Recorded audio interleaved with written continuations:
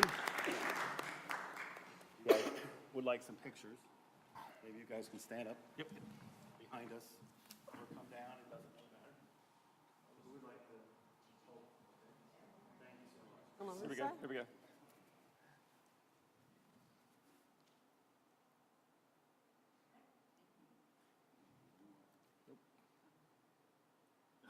Thank you. Thank you. Thank you.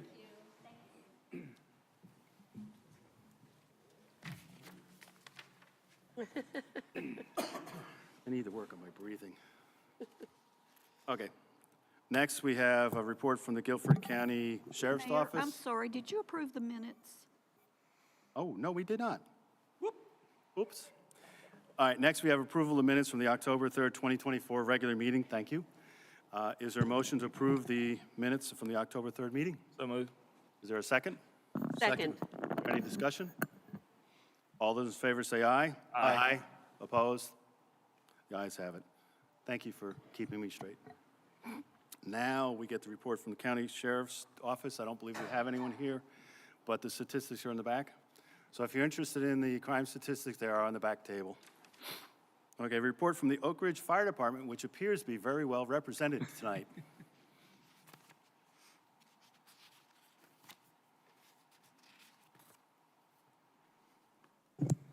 Hi, I'm Lieutenant Ritchie with the Fire Department.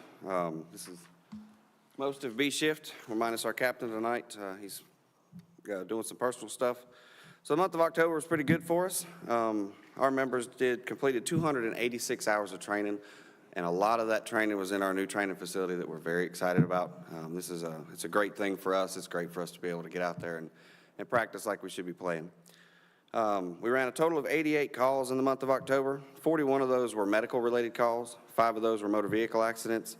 14 were false alarm calls. We had 1 gas leak, and the rest of those were going to be calls for service, such as lift assists or vehicle lockouts, things like that. And our safety message we're pushing this month is address signs. So if the fire department, EMS, and the sheriff's office cannot find your address, and it's actually harder than you think it is in neighborhoods, reflective address signs are a big thing that we're pushing right now, because the faster that we can get to you and the faster that we can help you is much better. We sell the address signs at the fire station. You don't have to buy them from us. You can get them from wherever. And I also know that a lot of HOA neighborhoods have regulations on some of that stuff as well. But I will say, if they're not reflective, they're really hard for us to see at night, even if they're plainly on the mailbox during the day. So just something to think about. Any questions that y'all have for me? Thank you as always. Thank you, and thank you very much for y'all's support. Y'all have a good night. Thanks. Okay, we open up our public comments. This is a period where you can come up and speak for 3 minutes. Just state your name and address. Bill, I think your hand went up faster than anyone else's.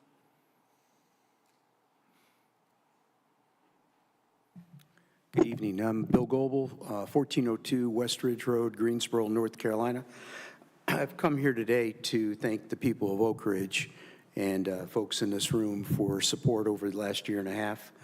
It's been an interesting 18 months, and I've kind of written a statement. So I want to thank the voters of Oak Ridge. I want to thank all the endorsements that I got, the poll workers, the financial contributors who supported us, meaning my wife and I, for running for school board. The results just show the power of a political party. It's very difficult to run unaffiliated. And Dory and I are not sad over this, not at all. We are very happy that the people have spoken, and we honor that. And we say our congratulations to David Coates for his victory, and he has our full support. Thank you very much. Thank you. Anyone else wish to speak? Patty, little faster than you, Martha.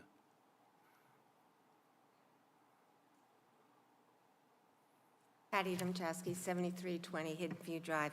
I'd just like to comment on the electronic taping of committee meetings, special events. Just some background. I retired from a major corporation after 35 years of service, so I'm familiar with all the protocols at business meetings and the need to record some meetings.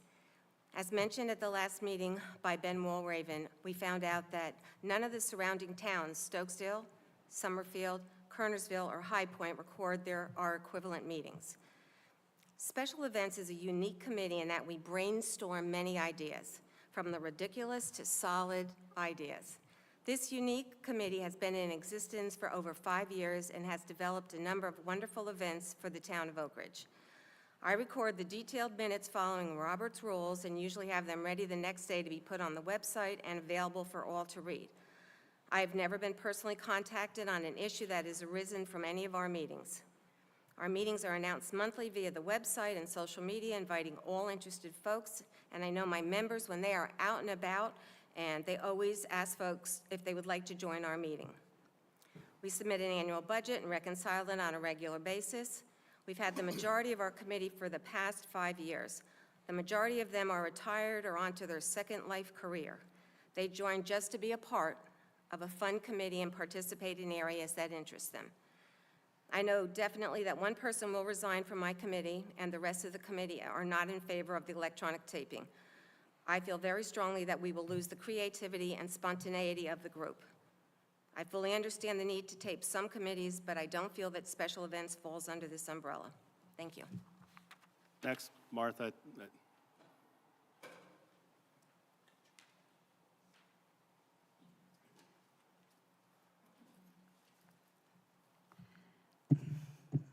I didn't know Patty was taller than I am. Martha Pittman, 8018 Fogelman Road, Oak Ridge.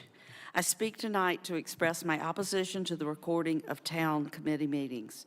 This proposal adds no value to the work of our volunteer committees. On the contrary, it will stifle creativity, sow distrust, and discourage citizens from serving our town as volunteers. Great things are possible when individuals work together in a climate where the free exchange of ideas and information is encouraged. If recorded, committee members will not feel free to speak candidly or throw ideas around. The fear that recordings will be weaponized with statements pulled out of context to target committees or their members is real. If the objective is transparency, it is redundant. All committee meetings are open to the public, and everyone is welcome. Or residents can simply have a conversation with a committee member about issues that they're interested in, just as every member of that council can talk to every member of every committee. No one has anything to hide.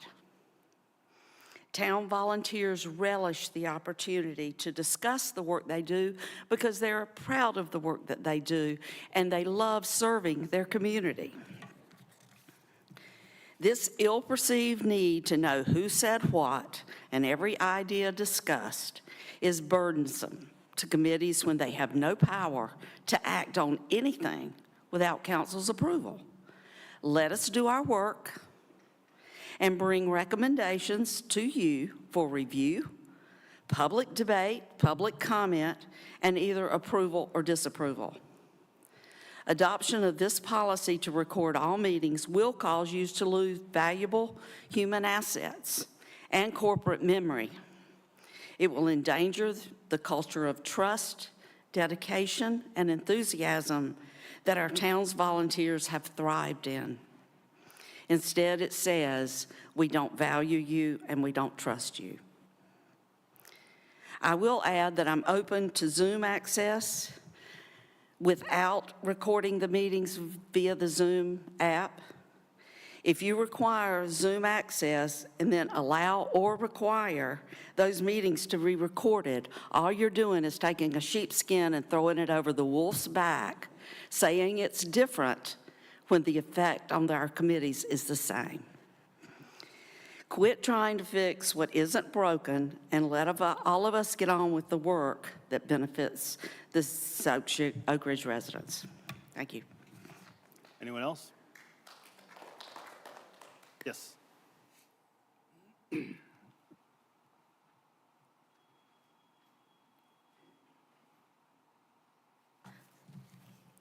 Hi, I'm Stephanie Farrell, 5839 Billet Road in Oak Ridge. I'm here tonight to ask Town Council to vote no on the request to record all committee and public meetings conducted by the town. This request does not come without discussion and feedback from others. I've talked with members of the Town Council, fellow committee members on the Conservation Easement and MST committees, and fellow citizens in Oak Ridge. I've even run this idea by work colleagues in other states to get their comments on the idea. After much thought and feedback, I'd like to share 3 reasons for why you should vote no. Reason number 1, recording the meetings, especially those of committees such as the MST or Conservation Easement, which are considered more working groups, would significantly change the tone and tenure of these meetings. Conversations, which are often brainstorming in nature, may not happen in fear that someone listening to the recording may take something out of context or mischaracterize the reason for the discussion. The MST and Conservation Easement Committees report to you, the Town Council, on our activities when we have reached milestones on projects that we work on according to the guidelines and guidance set forth by you, the Town Council. We work as advisors, not decision makers. Recordings could lead to misunderstanding and confusion about subjects that have not yet reached a point where they are ready to be reported on. This also runs the risk of having particular committee members caught out for things they say during the course of discussion, which also may lead to misunderstandings. Reason number 2, there's simply no value for meetings to be recorded when there are options for either attending the meeting in person or reading about what occurred during the meeting afterwards. Meetings are open to the public and all are welcome to attend. At times, we have also provided access to the meetings via Zoom for those who could not attend in person. As you know, records of the meetings are kept via written minutes, which are available to the public on the town website. If there are questions regarding those minutes or the activities of the committees, anyone can reach out to the chairs of the committees, as their contact information is also provided by the town website. And my experience, like Patty's, has been that no one has ever reached out with questions about the minutes or the committee's activities. Reason number 3, there's a consensus amongst committee members in the town that this is not only not needed but not wanted. Several members have clearly stated that they will no longer serve on committees if this is approved. Our town may be led by the Town Council and managed by town staff, but it is powered by the numerous volunteers who give of their time and expertise to participate on these committees. The town runs the risk of losing valuable resources in these committee members should they step down. Imagine the challenge of trying to recruit new members when they ask why so many have left at once. In conclusion, considering the reasons that I've outlined, I have to ask, is this proposal a solution in search of a problem? If there's concern that meeting minutes are not detailed enough to get an idea of the committee's activities, guidelines should be developed for what's expected and needed for transparency. If they needed to be discussed in detail, members should reach out, or members of the public should reach out to committee chairs to have a discussion and open dialogue, which also should be encouraged. Let's work towards building a more open, transparent, in-person process rather than surveilling members. Thank you for your consideration, and please vote no on this proposal. Anyone else wish to speak? Yes, sir.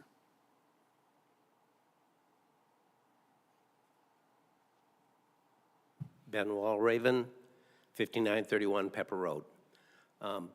Since the last meeting where this subject first came up, talking about recording all committee meetings, I've talked to some additional committees, and it's clear that the committee members feel like there's an element of distrust that's being sort of waved around. And I can't imagine that any of you would want to put out there that you want to discourage volunteerism in an activity that brings a community together. It's just unfathomable to me. So I understand people can't be in all places at all times. That's reality. But don't hold all the volunteers responsible for everyone's schedules. We have open meetings. You can read our minutes. We abide by the rules that you set down. And now you want to put another onerous regulation on us? It just doesn't fly. Plus, you're going to have to keep track of all these minutes and all these meetings. And what if something legal comes up and these recordings are subpoenaed and something comes out that was an innocent remark that you have to defend in a court of law? This is ridiculous. Please, let sense overrule this. Thank you. Anyone else wish to speak? Yes, Ms. Jenkins.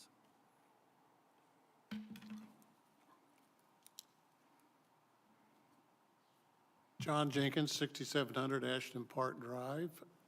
I cannot be quite as eloquent as all the other people have spoken before me, but I support everything that they've said.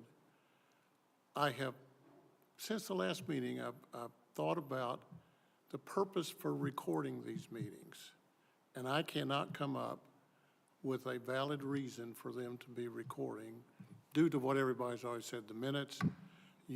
Anybody can come to the meetings. I understand and I know that the Finance Committee meetings have been recorded to some extent so that the minutes would be correct. So you got details of what's going on with that. I have no objection to that. But as the other people have spoken, the purpose for it escapes me. And I've heard what the purpose was supposed to be, but it makes no sense to me when all the information that you need is readily at hand. So I object to it, and I hope that the council will turn it down. Thank you. Anyone else wish to speak? Yes, sir.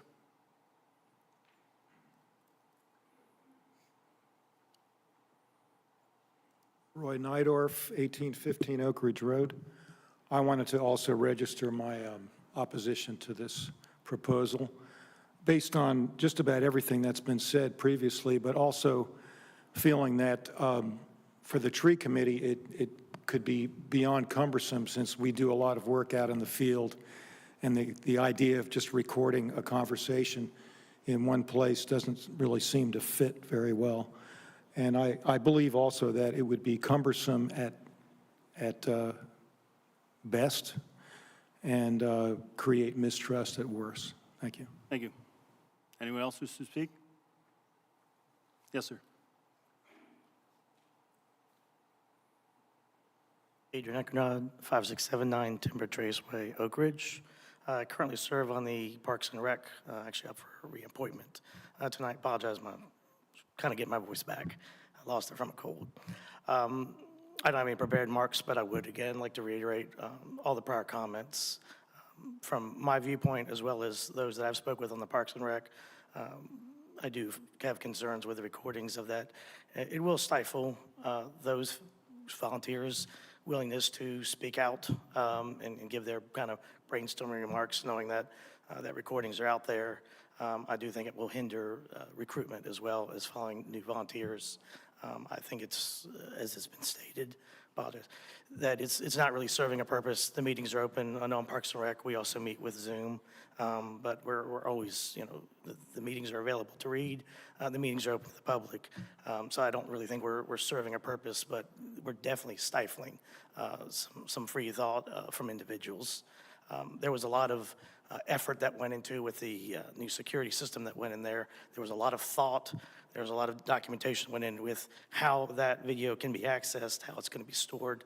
And I think that's something else to be considered is you have these volunteers now trying to speak freely who now know that their recordings are out there to possibly be used in a nefarious manner, which, in today's world, that's not something we're trying to look for. These are volunteers that are just trying to give their creative thoughts. We're not able to enact anything. All we're doing is serving at your pleasure, providing recommendations. So there's nothing that we're going to be able to do nefariously that's going to be behind the residents, without their knowledge. Anything we do is simply a recommendation to this council. Thank you. Thank you. Anyone else wish to speak? If not, we'll close out the first public comment session and move on to the town manager's report. Good evening, council. The first item I have is a request for the appointment of Allison Corrado as a regular member on the tree committee and Holly Stewart as an alternate on the finance committee. The town manager proposed those appointments. Is there a motion to approve these appointments? So moved. Is there a second? Second. Any discussion? All those in favor say aye. Aye. Opposed? Ayes have it. Second item is a reappointment of Adrian Eckenrod as a regular member on the Parks and Rec Advisory Board. Is there a motion to approve the reappointment? So moved. Is there a second? Second. Any discussion? All those in favor say aye. Aye. Opposed? And I do have one more item for you this evening.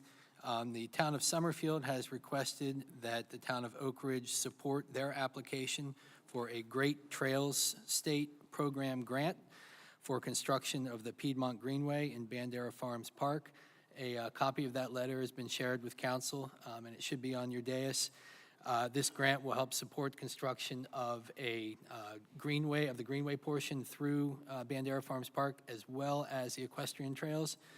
The total grant request, it's my understanding, those exact numbers are still being worked out, is roughly $300,000.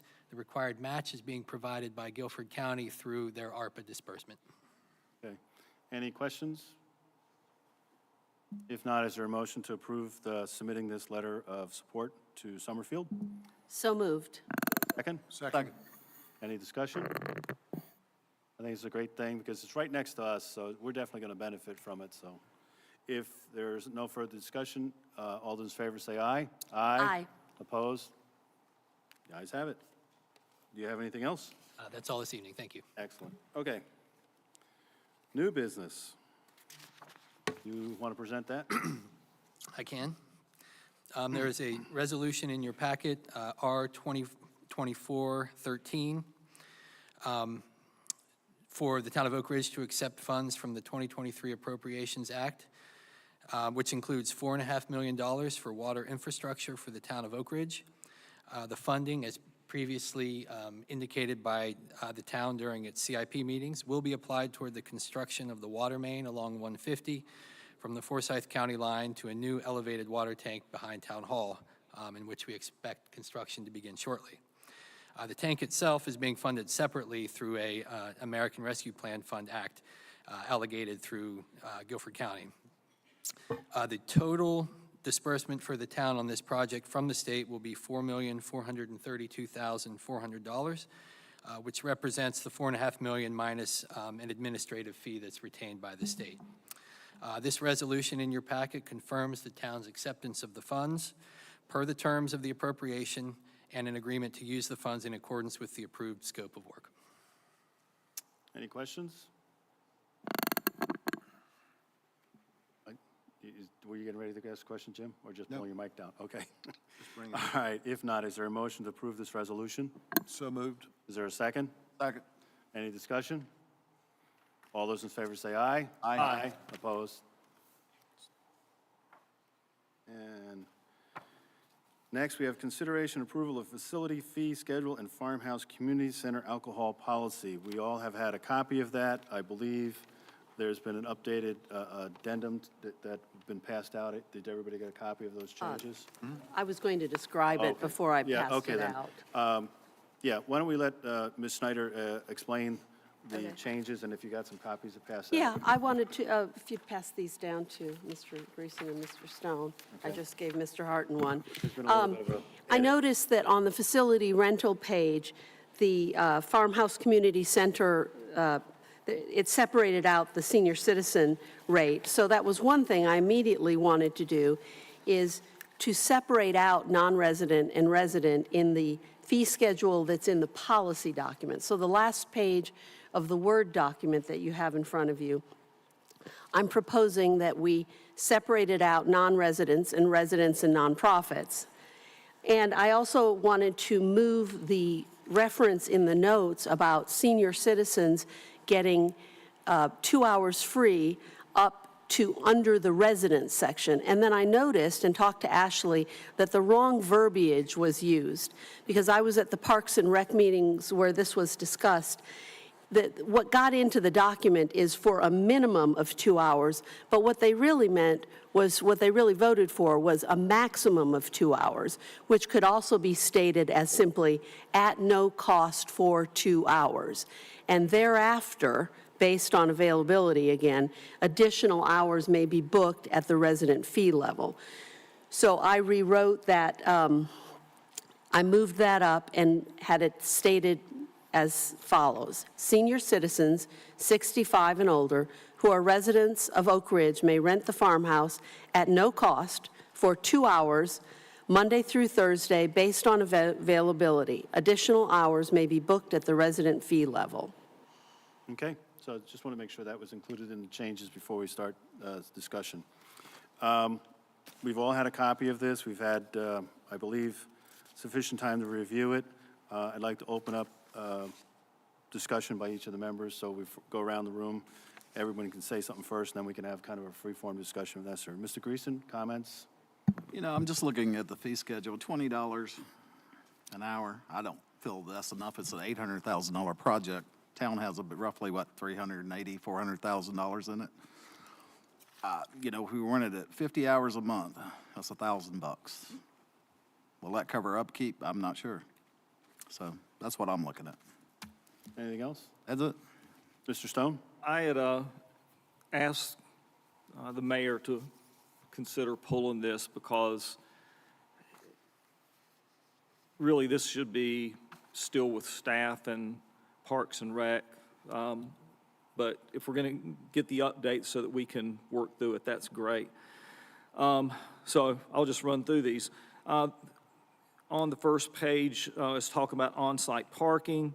It says additional parking may be available upon request. I would prefer that we have a consistent written policy for our facilities. Requested when, who requests, and who is the person that would agree to that request. I can see parking on the grass and issues as being a concern. So again, I would prefer that we have a written policy rather than accommodating requests. Again, talking about parking on the second page, it says, in some cases, additional parking may be available near grassy areas for larger events with advance permission from the park superintendent. In addition to the comments that I just made, wanting a consistent policy, what if the superintendent's not available?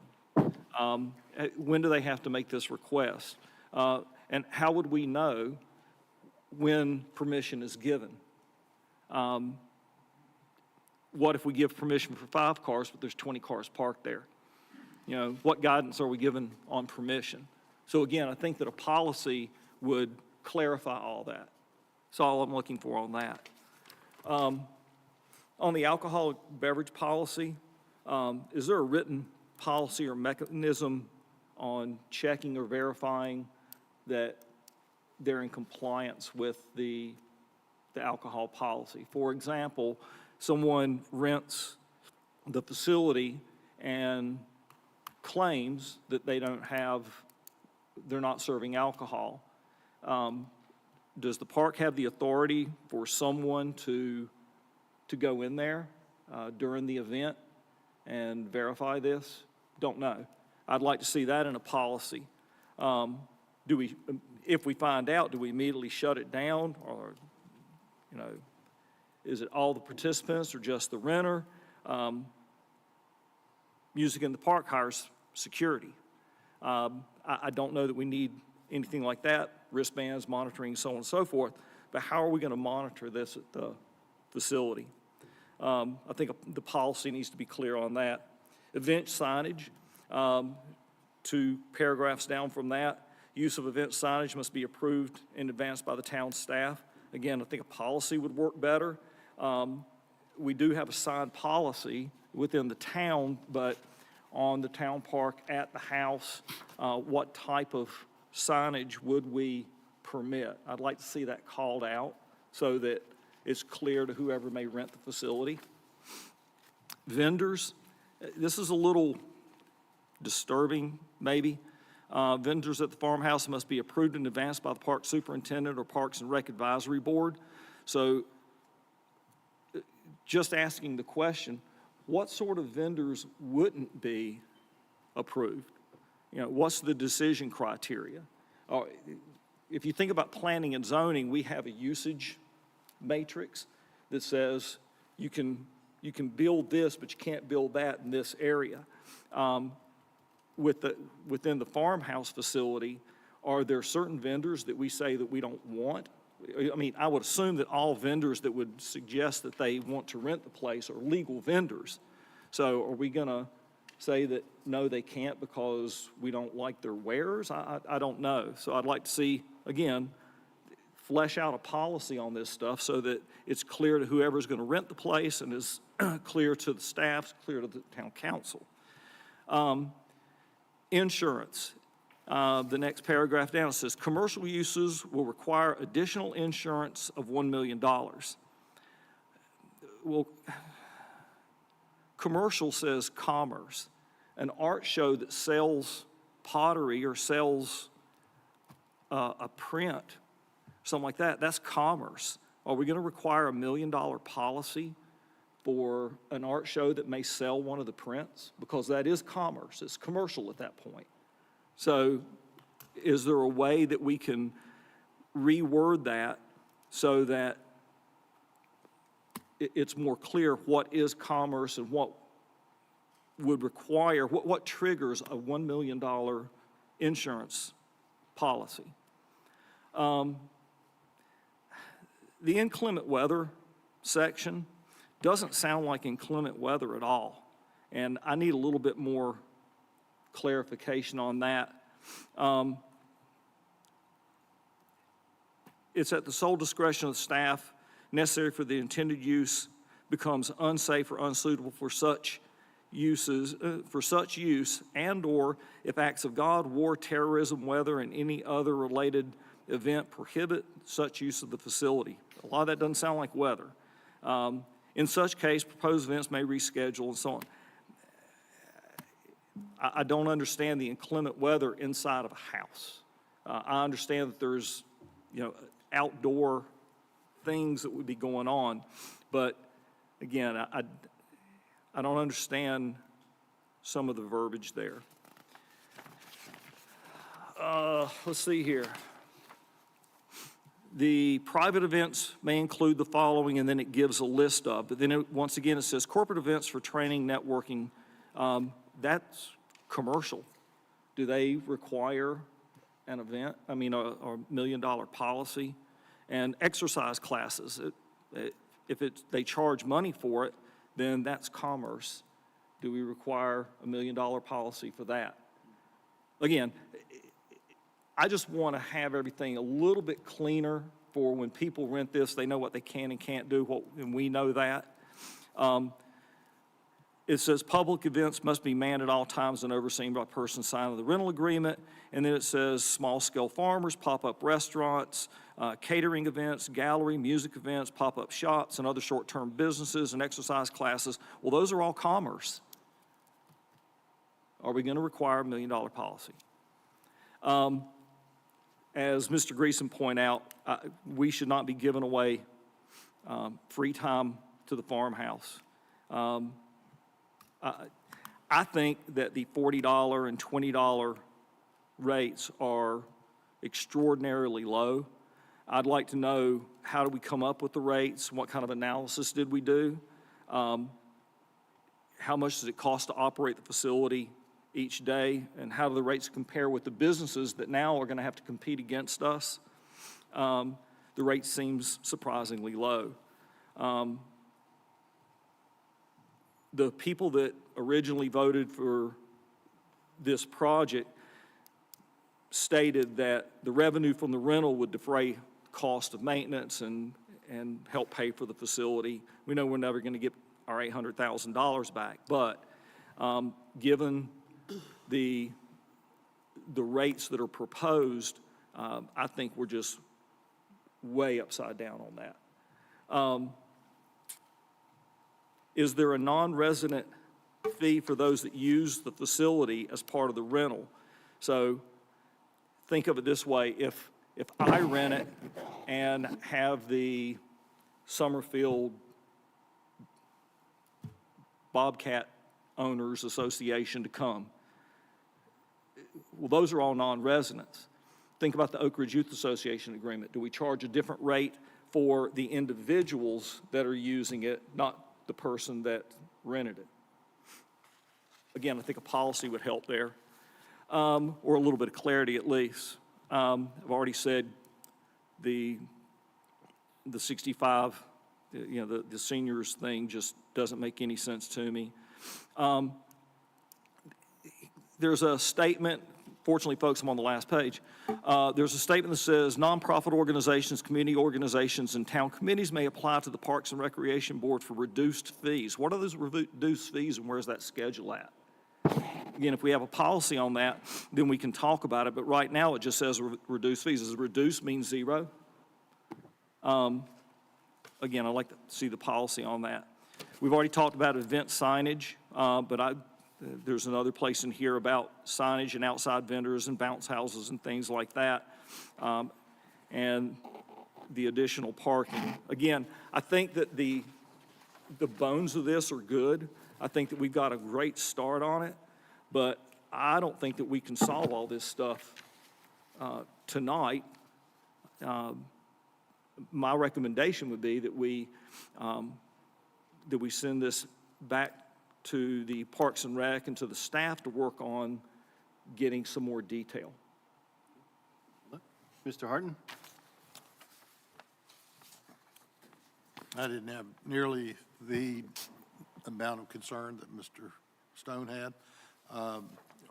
What I pointed out earlier and was partially Councilman Horton, could you pull it down?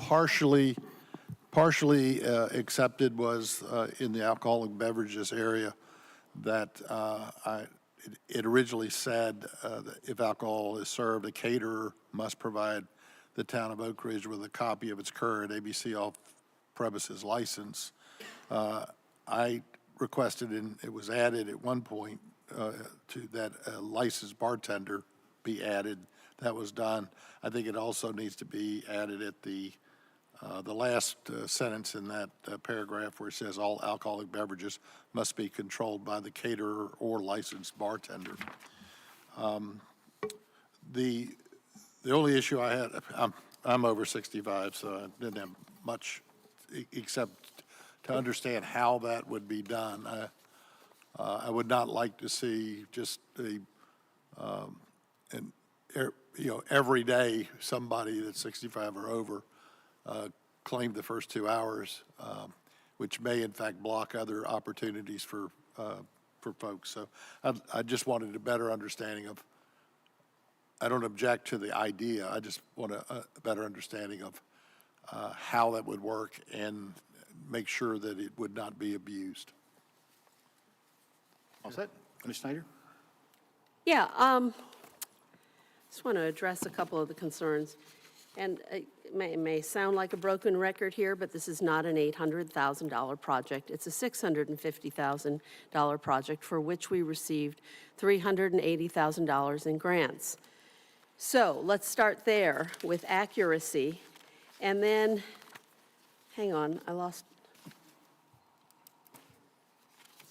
sorry, hold on one second.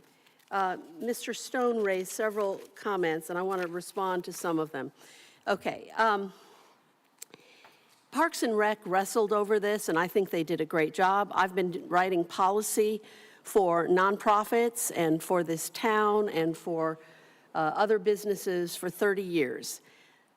Policy is best when it doesn't try to envision every single thing that might happen. This entire usage would be overseen by the Parks and Rec Advisory Board and by the park superintendent. So when people have questions, when it's a question of like parking on the grass, we don't need to define that because that would have to go through Brock and the Parks and Rec Board. This is what they do at every meeting. They determine these sorts of uses. They get asked for all sorts of things, and they determine whether it's appropriate. What if folks cheat? The great thing, as I understand it, about this alcohol policy, and we are not policemen here in this town. We are not going to be monitoring events.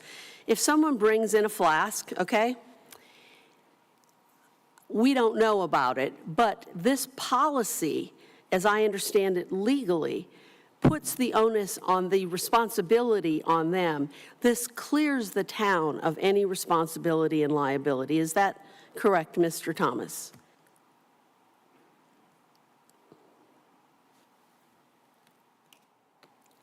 The intent of a policy like this is to cause the users to ensure against their liabilities that they or their participants may incur, and to, as we've added language here, to indemnify and hold harmless the town of Oak Ridge. Nothing that we can do will keep the town of Oak Ridge or any other citizen from being sued. All we can do is protect a client. In this case, my client is the town of Oak Ridge. And all this council can do is try to ensure that if there was a suit, that the town of Oak Ridge will not finally answer for it. Other people will, or other insurers will.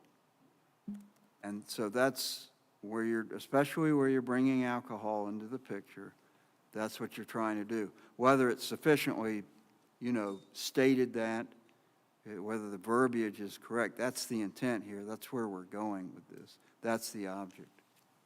Thank you. And my understanding is that staff and Parks and Rec looked at many other policies, and this is consistent both with those policies and with the requirements of our insurers, which is the North Carolina League of Municipalities.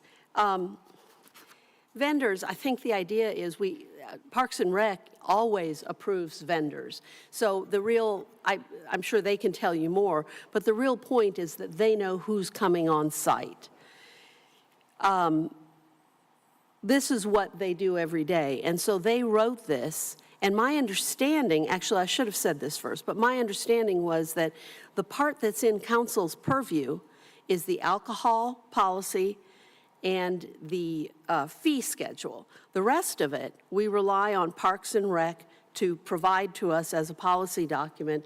And it is true, we can not approve it or choose to change it, but our purview is primarily over those two areas, the fees and the alcohol policies. I think you could fix that commerce thing if you wanted to. Commercial uses will require additional insurance of $1 million to commercial uses may. And so when you get the application for a commercial use, you decide whether you think it needs that level of insurance. I'm very disturbed at the comments that this farmhouse isn't sort of giving us our money back. Did we spend $2 million on new fields at Heritage Farm Park in order to get our money back? Did we spend $8 million on the park as a whole in order to get our money back? We built this our old park, not for the idea of getting our money back, but for serving our residents. That's why we have a Parks and Recreation Committee. That's why we have a huge commitment historically and ongoing to providing wonderful recreational opportunities for the folks of our town. One of the reasons why, one of the greatest supporters, one of the groups that supported this project most enthusiastically were senior citizens because they saw it as something for them. They can't use the soccer fields. They can watch their grandkids play, sure. And everything has many colorations on it, right? You walk with someone, and this farmhouse is no different. But Parks and Rec, it was wonderful to see them discuss this because what they said is we want our seniors, many of whom are on fixed incomes, to be able to use this. So they thought very carefully about what right now they think are going to be the times of less intense use. The most intense uses are going to be in the evenings and on Fridays, Saturdays, and Sundays. And they said, let's give that gift 2 hours to our senior citizens. They also made the rates low, but also consistent with things like the Kernersville Community House. These rates are completely consistent with that. But the idea is this has been built with grant money and with town money, and we want our residents to use it.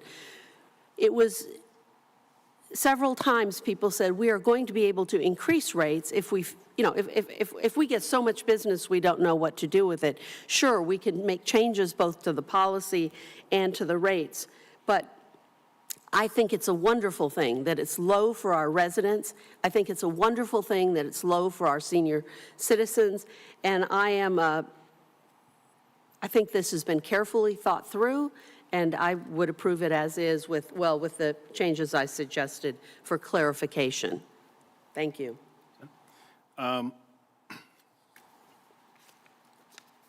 the only two areas where I have a little bit of concern is the policy providing the seniors the ability to rent the facility for 2 hours for no charge. I do have some concern about the checks and balances on it. I think the intent, though, is what we should be focusing more on, is whether or not we should be looking at, should we be running a program on a regular basis in the facility that caters to seniors? So would it be a 2-hour period every morning, or or Monday, Wednesday, Friday, or, well, maybe not Friday, but you know, maybe a couple days a week, there would be a scheduled time where the facility would be open, maybe there'd be a coffee pot running, and people could basically it'd be kind of like a drop-in time, where if people wanted to drop in and play cards, they wanted to chat, they just wanted to visit, and that kind of stuff. So I think that would be something that I think I'd be more inclined to be working toward, so that we, like I said, it's been commented that we have focused on youth activities. The park is optimized for youth sports for the most part. We have playgrounds for young kids. We have ball fields, multi-purpose fields for the young and preteens and teenagers and things like that. And rightly so, it's a valid observation. We don't have much for adults. So I would be more inclined, I'd be very much inclined in one, getting a little bit more meat in there about what we're going to do there. Now, it may not get abused, and that's fine. I understand that a policy is the kind of guidelines, and Parks and Rec does a great job of overseeing things with minimal guidance, you know. But like I said, I do have some concerns about that, and like I said, I'd be more inclined to support possibly, like I said, a scheduled program that people could drop in on a regular basis, so they know that every day, maybe every morning from 8 to 10, you can drop in, that kind of thing. So I'd consider that. Not to say that I would turn it down because that's not there.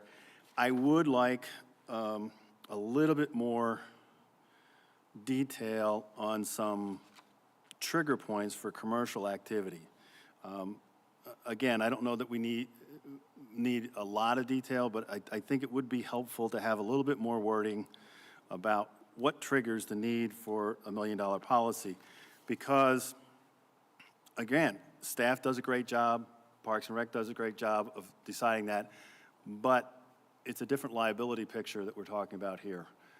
So I have a little concern that we might be helping them better if we had a little bit more detail in what triggers the commercial consideration, so that there's more guidance there, okay?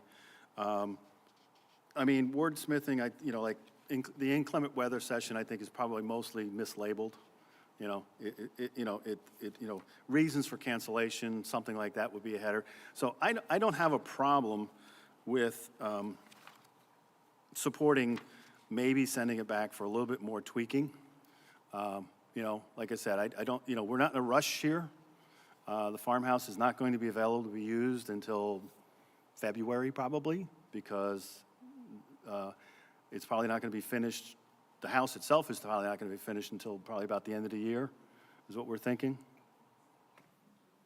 thereabouts. And then we have to finish the parking lot and the sidewalks and things like that. So we don't have to rush this. So like I said, I think it's appropriate that Mr. Stone has raised some questions he'd like to get some answers for.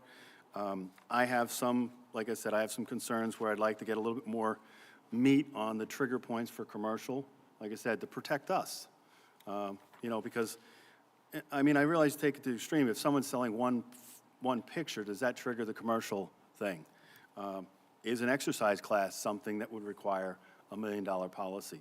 I can see somebody saying yes, because it is something that they're paying, they're selling it at. But then I also can see, well, maybe not. I don't know. But like I said, I'd like to have them take a little bit more time on it, taking into consideration what everyone up here has said. And like I said, we have the time to take a little more time for it. Have you looked at this agreement, Mr. Thomas? Well, I was asked to look at the alcohol policy. Okay. Recommend the addition of the hold harmless provision. Okay. The rest of it, I pretty much defer to council and to the Parks and Rec Yeah, okay. All Department. right. But, yeah, like I said, me personally, I would support. Now, we've each had our initial say. Now, basically, open it back up to follow-up and rebuttal and stuff like that. So, anyone got some follow-up? I'm just going to ask rebuttal? Mr. Thomas, so you're okay with the alcohol? We're covered. It's guidelines, and so yes, as it stands, it's for this type of policy. It's probably sufficient. Everything else you all have been raising are obviously questions that ultimately council determines their sufficiency. Okay, that's the only question I have. Yeah. Thank you. Like I said, it doesn't have to be in order here, so if you have something you Well, want to ask. I thought it was interesting that you suggested programs, and I do think that's a possibility. I think one of the things we saw as a benefit of this being a community rental facility was that people could bring their programs, that the town, at least at this point, doesn't have the burden of creating the programs. And I've heard that different groups of seniors want different things. So certainly coffee might be one of them, one day a week. But there might also be a quilting group that might want to go in for 2 hours at, 11 a.m. on a Thursday. These are great things for our town to have those people coming in and using this space. It makes, frankly, that to me is what makes this project worthwhile, is having people use it and make it part of their lives. And I think in the case of seniors, that's great. Now, maybe at some point I could see us creating programs, but I think at this point, I don't think staff needs that extra burden. And I think we're basically kind of farming that out to the community. Say Phyllis Anders decides she wants to do a coffee thing every Thursday. Well, then she manages that, and the town doesn't have to. Anyone else? Follow-up questions? So, Go ahead, I'm sorry. no, I was just going to ask, so the next step is for Parks and Rec to take the information from this and what? I mean, Well, if there's support for us, well, basically, it depends on what council's desire is. Like I said, I've stated my desire is that I'd like to continue this and pass it back to Parks and Rec for some fine tuning. It all depends what three of us decide we want to do here. I think it's reasonable to ask them to put a little more detail on what constitutes a commercial use. I think other than that, it's in fine shape. I mean, Mayor, I'm sorry, go ahead, Mr. Harden. As I think it was stated by Councilman Snyder, I thought we were supposed to be looking at the alcohol policy and the fees was what our focus was. And it seems to me that we made comments about the alcohol policies, and I think that part has been answered. There needs to be some addition, as I mentioned. I think maybe it's redundant, but I think it provides more clarity. But I think clearly, if alcoholic beverage section can be agreed to, so that the Parks and Rec group doesn't have to go back and do everything. The fees, there's a question about, is it enough? What I heard was this was looked at from the standpoint of competitive schedules in the community. I think the comparison was to Kernersville. And I think from that standpoint, after hearing Councilwoman Snyder, is that, that my request be included in the considerations rather than just yours and Mr. Harden's, respectfully. But I would prefer that we just single document and we do one vote on it when we see the whole thing. Ms. Schneider, I apologize. You made the motion, and I should have let you speak first, so I apologize for Oh, not that's following fine. procedure. Oh, that's fine, that's fine. I did, Councilmember Stone, I did address, I felt, the issues you raised, and if you don't feel that those are sufficiently addressed, we could certainly continue, but I think that's opening up basically 50% of the document that I think is in good shape, and I think Parks and Rec knows how to handle. Now, our chair is here, or our co-chair is here, and he can relay these concerns, certainly. But I would not be surprised if, the commercial issue that you both brought up, I see your point on that. So I did include that as something that needs to be looked at in my motion. If you would like to make a friendly amendment that the other issues be considered by Parks and Rec, that's fine. I mean, they're here listening to them. I'm sure they're not going to ignore them. I just don't think they're big issues, because I think these are things that Parks and Rec handles every day. And I don't think there's any disrespect meant to distrust expressed of vendors. I don't think, I think the grass issue, we have parking on the grass all the time for Ridge Fest and Music in the Park, and all this document says is that if you're having a big event, we may give you permission to have an area that would be roped off, is what I've heard discussed, just like we do for, but it's in the purview, anything like that would have to go through Parks and Rec and through the park superintendent. So I think, it's not like somebody makes this reservation and there's no discussion. If you're having a big event, there's going to be discussion with staff, and they'll say, well, I need to take this to Parks and Rec. And anyone who's planning a big event certainly isn't going to do it with 2 weeks' notice. Mr. Harden? I think most of council and maybe many in the town know that I wasn't here last month. I was out of the country for 3 weeks, but I have been to the last two council briefings in the past slightly less than 2 weeks. And I thought, leaving those briefings, I thought very clearly, since this work is highlighted in yellow, that we were being specifically asked to look at the alcoholic beverage issues and the fee structures that were highlighted. And that's why I made my statement. It doesn't mean that I was dismissing the fact that council's responsible for the whole document, but I thought that what we were being asked to do was to look at those two specific areas, and thus is the reason I seconded Councilwoman Snyder's proposal. The main issue I have with partially approving the policy, I think we've clearly stated that the areas of the alcohol, the alcohol beverage section were highlighted because those are things of most significant. But I don't think it's appropriate for us to piecemeal approve a policy. Because when we turn it back to Parks and Rec, we're asking them to take into consideration all the comments from everybody up here. And that may trigger them to take a closer look at a section and tweak it, or add some more words to it. And that's why I would be much in favor of just continuing this and passing it back to Parks and Rec. Parks and Rec has heard all of our comments.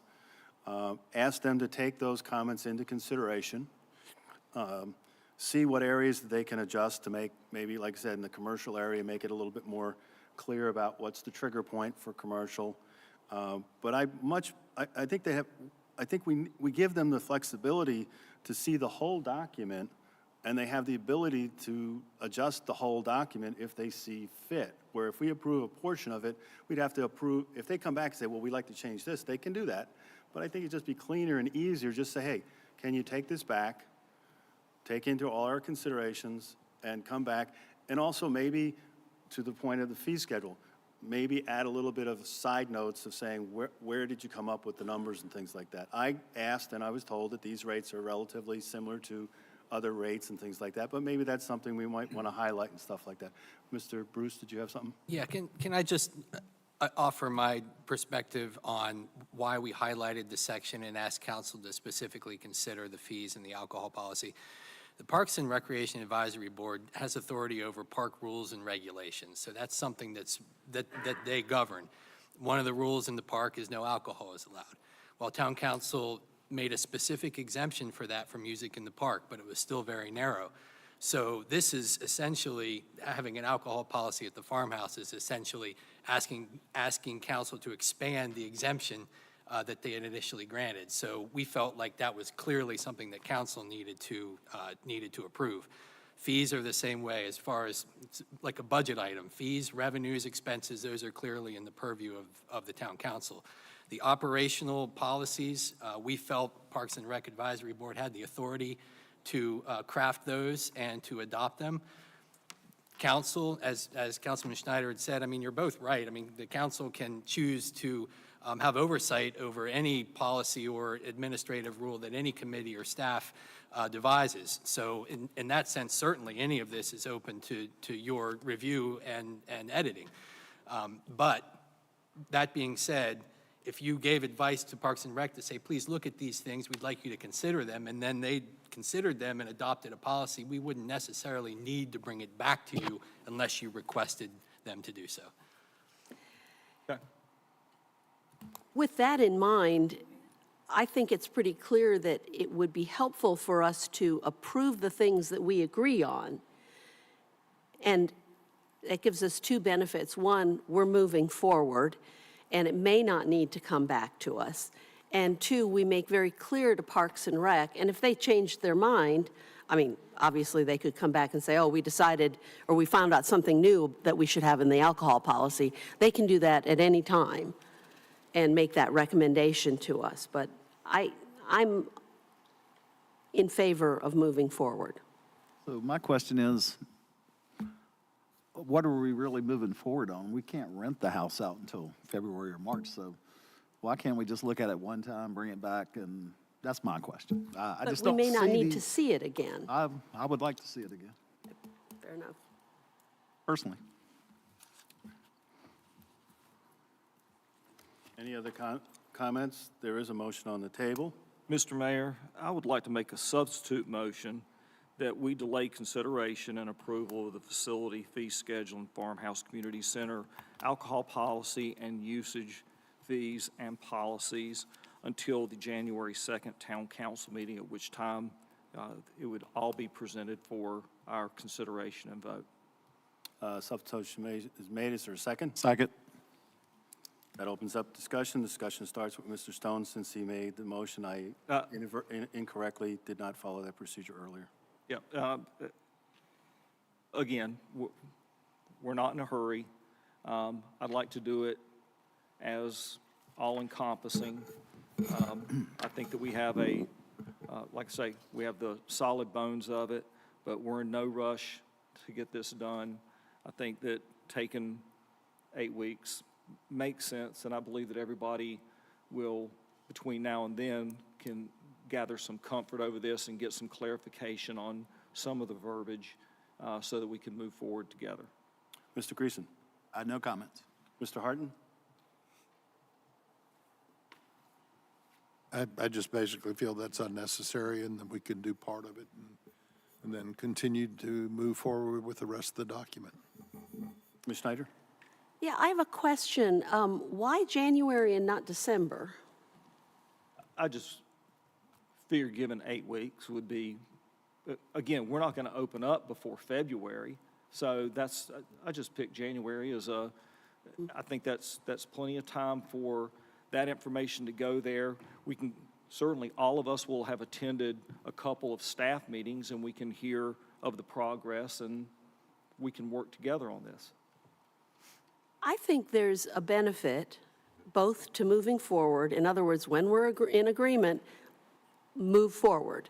The other benefit I see is that the sooner we get this document finalized and possibly put on the website, the sooner people start learning about what this facility is going to be. In other words, I'm sure there would be something indicating that it's not available for rental, and maybe that's something that could be added to it until, probably February 1st or later, whatever the date is. We might come up with an estimated date before we post it on the website. But this is a document that communicates what this facility is for and what it costs. And I've heard a lot of people getting excited about that.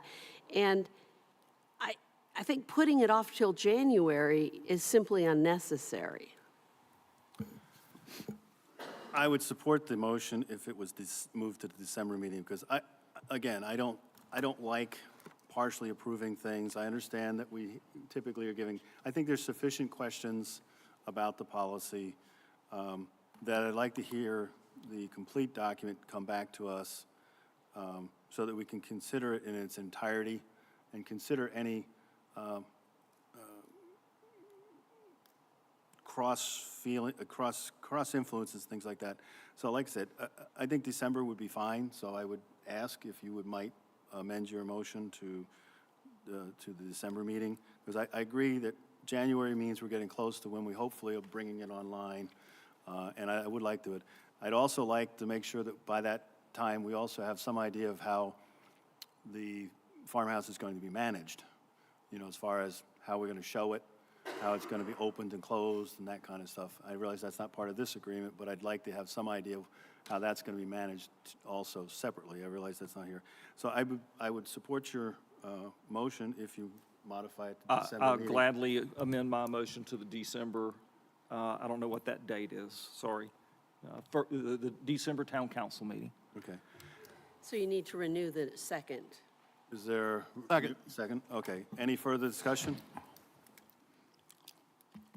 There's no further discussion. All those in favor say aye. Aye. Opposed? Nay. So it's 3-2.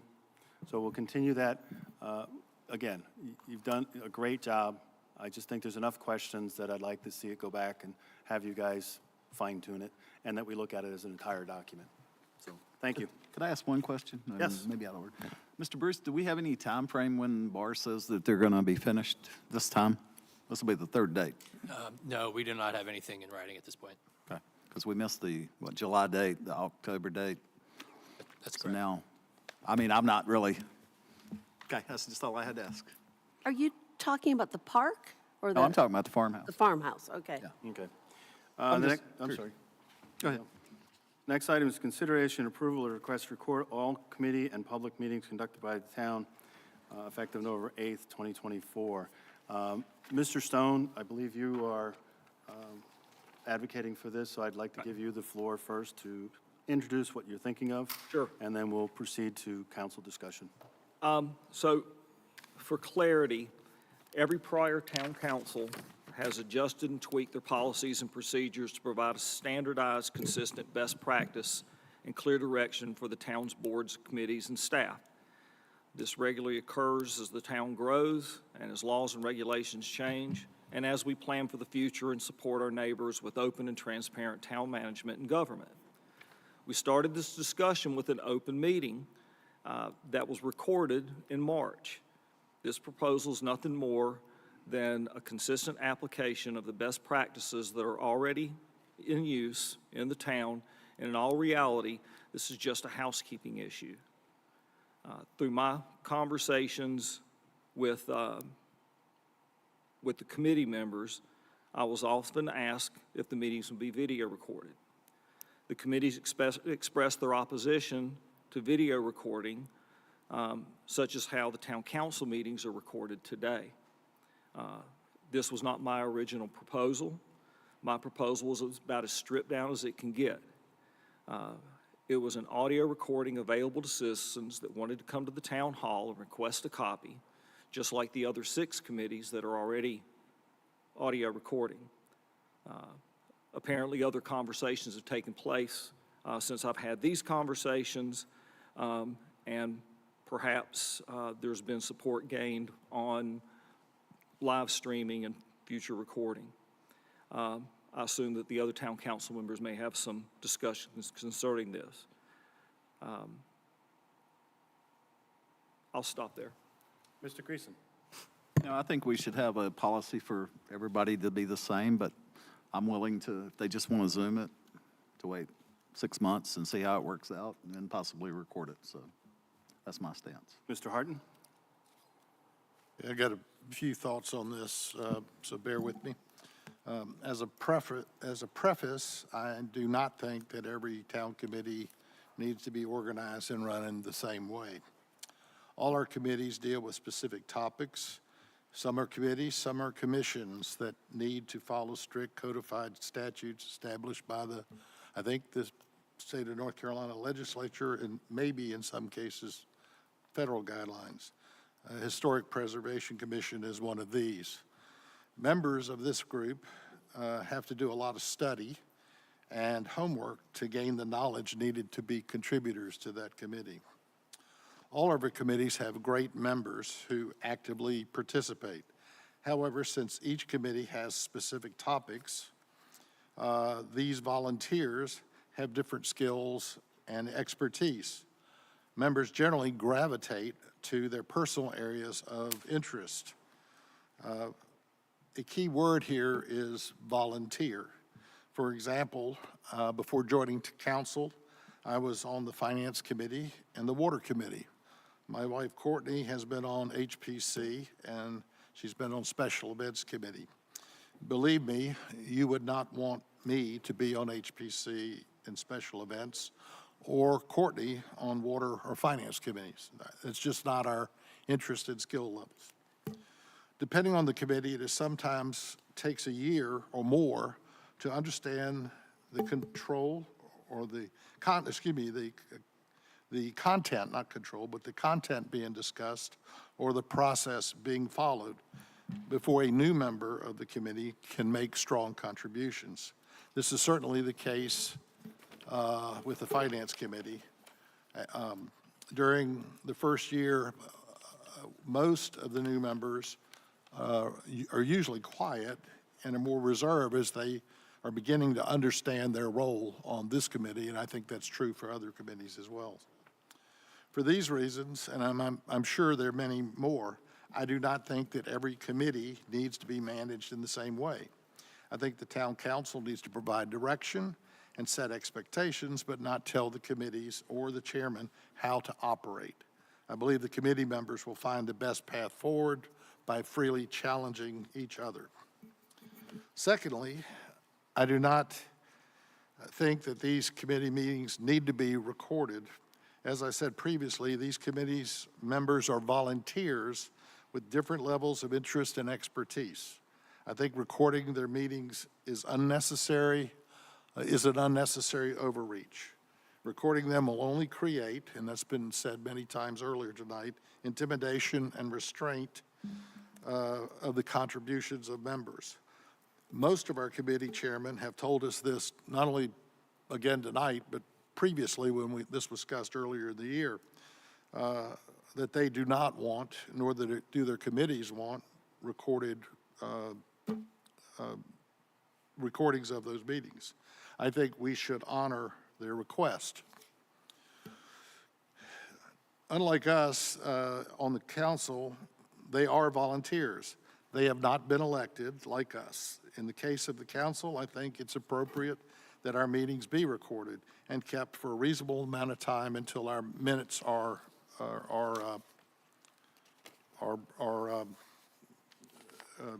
recorded and approved. Finally, I think that this discussion, to me, is a bit of cart before horse. Instead, I think we should be discussing how it is that we get greater participation of Oak Ridge residents in our town committees. We need to generate a better bench of interested citizens to join our committees. Now, I don't have all the answers for that challenge. All of our committee meetings are open to the public. The minutes are prepared and can be distributed, or certainly are on the website. The meetings are not restricted. But if making these meetings more accessible to citizens by way of Zoom or streaming, then I'm open to be willing to consider that. This may provide the opportunity for some Oak Ridge residents to observe and work out what's been going on, observe the work of the committees, and to develop their own personal interest in how they might participate and get involved in the future. That's my comments. Ms. Schneider. Thanks. Thanks for your thoughtful remarks on that. Sure, this council can tweak policies for committees. That's good. But there has to be a reason for it. So I see this proposal as unnecessary because it doesn't stem from a need in our community and it doesn't solve a problem. Rather, it stems from a council member's desire to gain detailed information about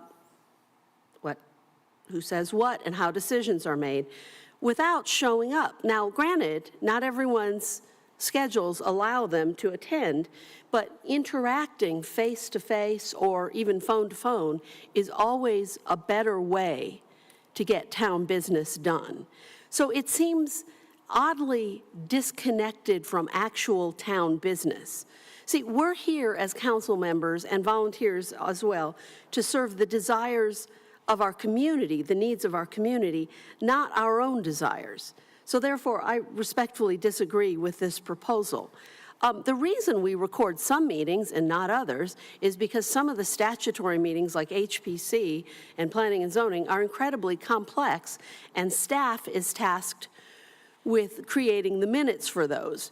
But a lot of these other committees are essentially working groups where ideas are being tossed around, and I think that point was made. Ms. Pittman made that point, other people made that point. These are not things that, if you're listening to them without, you might not, you have no idea of the context, you don't know what they're looking at, you don't know what's gone before, you don't understand what they're trying to accomplish because you're just sort of in the middle of everything. So again, no town our size does this, and not a single, I just think it's really significant, not a single committee member or resident, other than on this council, has come forward in support of this proposal. In fact, most of our committees have voted unanimously against it, and some members have said they would step down. Why on earth would we risk that? Our citizen engagement in Oak Ridge is the envy of other towns, and our committee dedication lies at the heart of every single success of this town. I understand that theoretically, and I've heard that Mr. Stone has said this, that committee members can be replaced. Sure, theoretically they can, but Mr. Harton raises a good point. How do you replace experience and dedication? How do you mitigate against the sort of effect that this would have on people? So again, people have mentioned this several times, but this requiring recording signals that aren't of use to staff or to the committee signals a profound distrust of our committees. It's in fact a form of surveillance which Mr. Stone was dead set against in terms of visitors to our park. We didn't want anybody, and I agreed with you. That was a great point. We should not be surveilling people unnecessarily. And I think that applies to our committees as well. I can't imagine, if I were a committee member, I would be distinctly uncomfortable with this. First, this council sought 2 months ago to prevent council members from attending committee meetings. Now, that isn't legal, so that didn't work. Tonight's proposal seeks to make it, I guess, unnecessary for council members to attend. So instead, we can listen to these audio recordings. Well, again, leave me out of this because I prefer interacting in person with the dedicated volunteers of our town. And as everyone's pointed out, there's no shortage of information about what our committees are doing, and there's no shortage of ways to get in touch with them to find out more. There are other problems with recording meetings. Most, and I guess we went over this, most are working groups. And what the concern is that if a committee doesn't know who's watching, who's looking for a gotcha moment, or who wants to make political hay or misunderstand or take out of context a remark, this will all stifle input. That point has been well made by all of those who spoke tonight, and I thank each and every one of you. Now, to add to the distress, there has been talk by both the mayor and the mayor pro tem about eventually live streaming all board and committee meetings. I won't even get started on how opposed I am to that.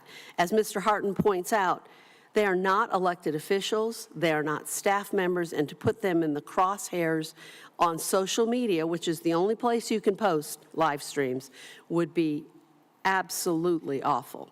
As for Zoom, I'm less opposed, but as Mr. Harton said, the decisions of how a committee operates, they don't need to be the same from committee to committee, and the committees themselves should make those decisions. For instance, special events has often opened up to Zoom meetings when asked to or when it seemed appropriate for a member or someone who wanted to be a part of the meeting. We did have a problem with Zoom meetings for Parks and Rec many months ago with a very unpleasant Zoom bombing. So now there's a little more care that must be taken in how you let people in, which means that staff members would have to operate all of these. And staff members don't actually attend every one of these small meetings. In lieu of further discussion of this basically bad idea, I think we should be seeking strategies to encourage residents to attend town council meetings and committee meetings. Being present is how we create community. It's part of our American tradition.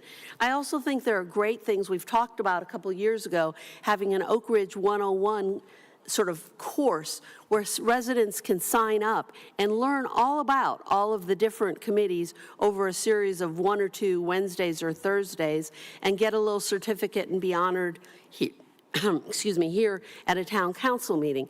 These are the kinds of things that I think we should be doing and encouraging. Thank you. Thank you.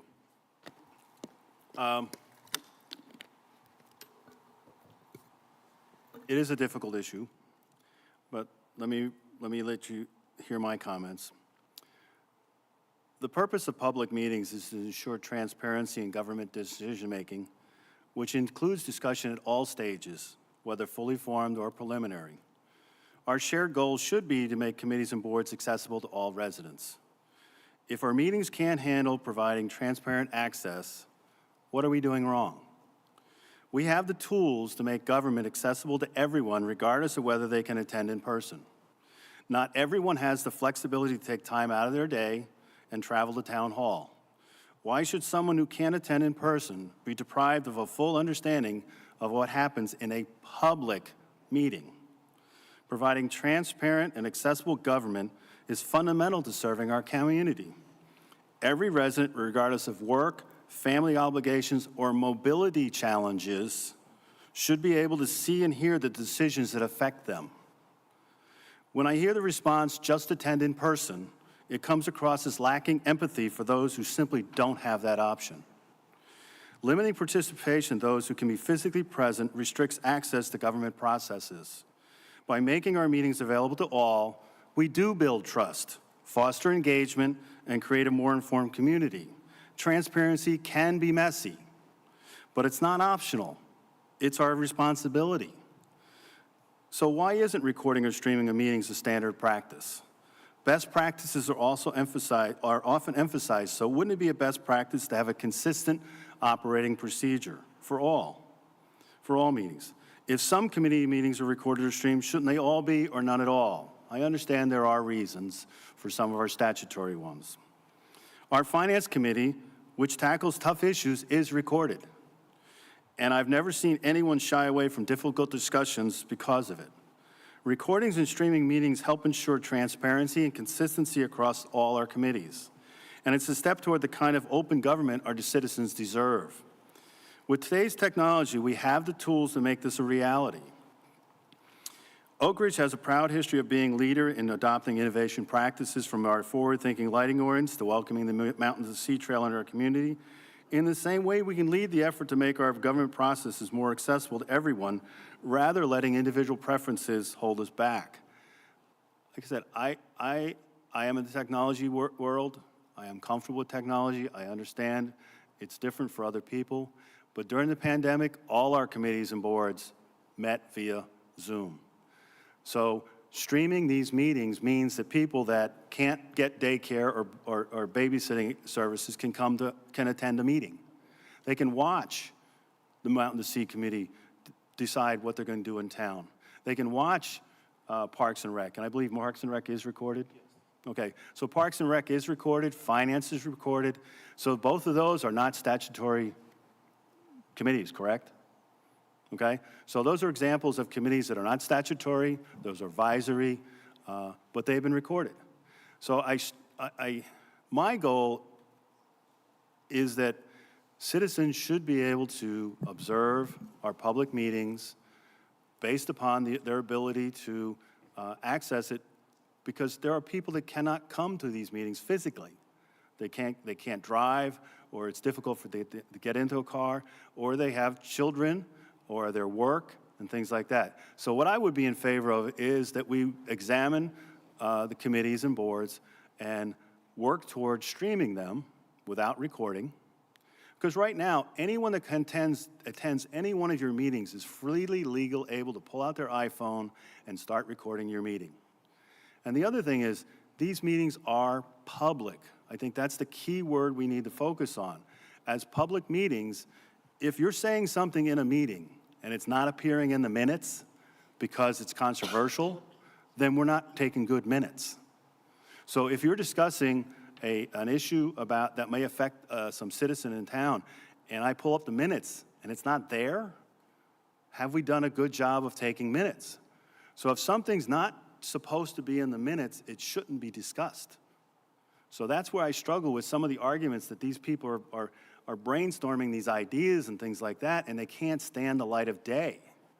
If they can't stand the light of day, should we be talking about them? I frequently come up with off-the-wall ideas. You can talk to staff. I discuss it with staff before I bring it to council, and a lot of them don't ever make it to council because I talk with staff, and they say, hey, this is not such a great idea, or there's some issues there and stuff like that. So this is where I struggle with this, and I apologize that somehow this came about to say that we wanted to big brother you or monitor you or something like that. My goal has always been, how do I make these meetings more accessible to the residents?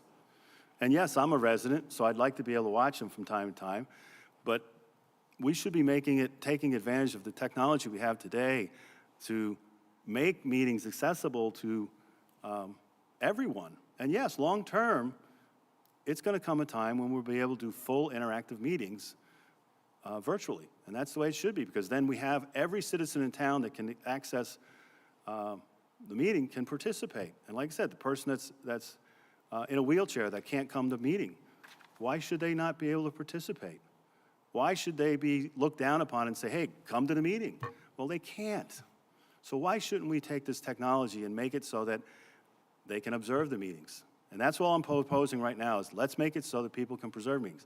I'm also open to fine-tuning it and taking a look at whether or not some of the committees are maybe exceptions to it. But like I said, I'm very much in favor of moving forward with making as many of our meetings streaming as possible.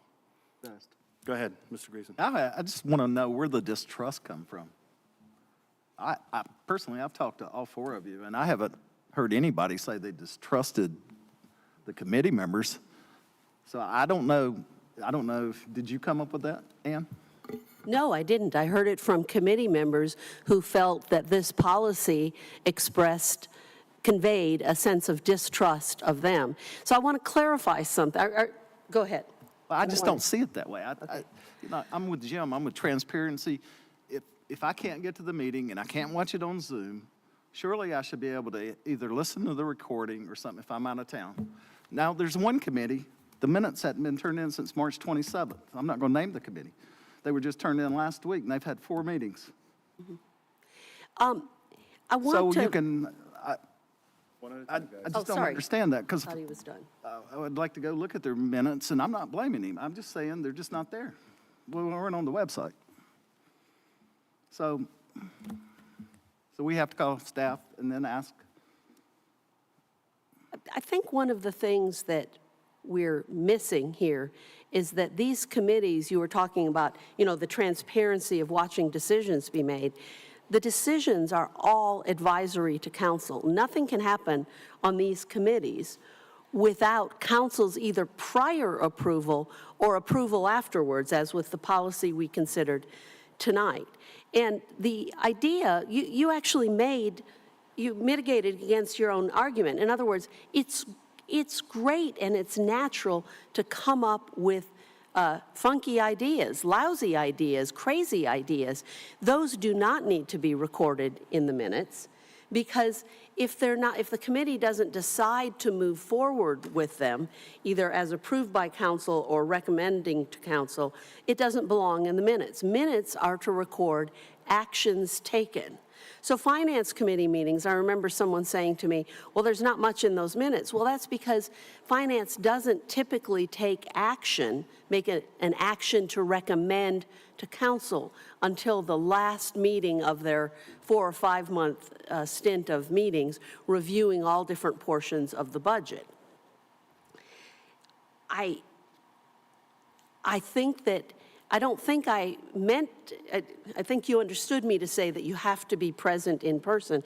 What I mean by being present, I described earlier, is interacting with real people. So certainly there are people who aren't able to come at 10 a.m. on a Thursday to the tree board committee, but we've never heard from them, okay? So we don't have a problem. Again, there's no problem of people saying, oh my gosh, I want to attend this meeting, but I'm not able to come.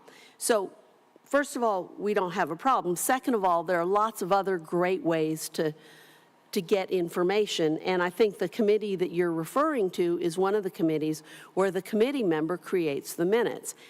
Sometimes they get behind, and all it takes is a call to town hall to say, hey, where are the minutes for such and such committee? And then town hall taps the person and says, where are those minutes? And it also reminds staff to maybe check in more regularly to get those. But I think in total, our minutes are just incredibly, our committee minutes are incredibly informative. They're, for the most part, promptly posted. As Patty said, she does them the next day. And special events, those minutes are kind of detailed. So I don't think we're losing anything in terms of transparency. We are completely open. This town is an open book. Other comments? So I want to address 2 comments, and then I'll get back to my notes here. Ann stated that I said committee members can be replaced. When did I ever say that? It was relayed to me by someone else, but 2 people said it. When did I tell you that? You didn't tell me that. So it was hearsay. Thank So name you. who said it. One at a time, guys. I'm not going to report that. Of course you're not. Thank you. But have you not said that? No. Okay, great. Then that's good news. Do you believe that a standardized best practice is about distrust? When I spoke to you on the phone, you said, I want to hear everything that people say. I want to hear who says what, who's against it, how a compromise is reached. Now, I do think people are interesting and our committees are interesting. But I told you at the time, I said, that makes me really uncomfortable. If I were the chair of a committee and I heard you say that, I would be uncomfortable because you're not doing it with them, in discussion with them, or in person. So I don't think that's appropriate. Okay.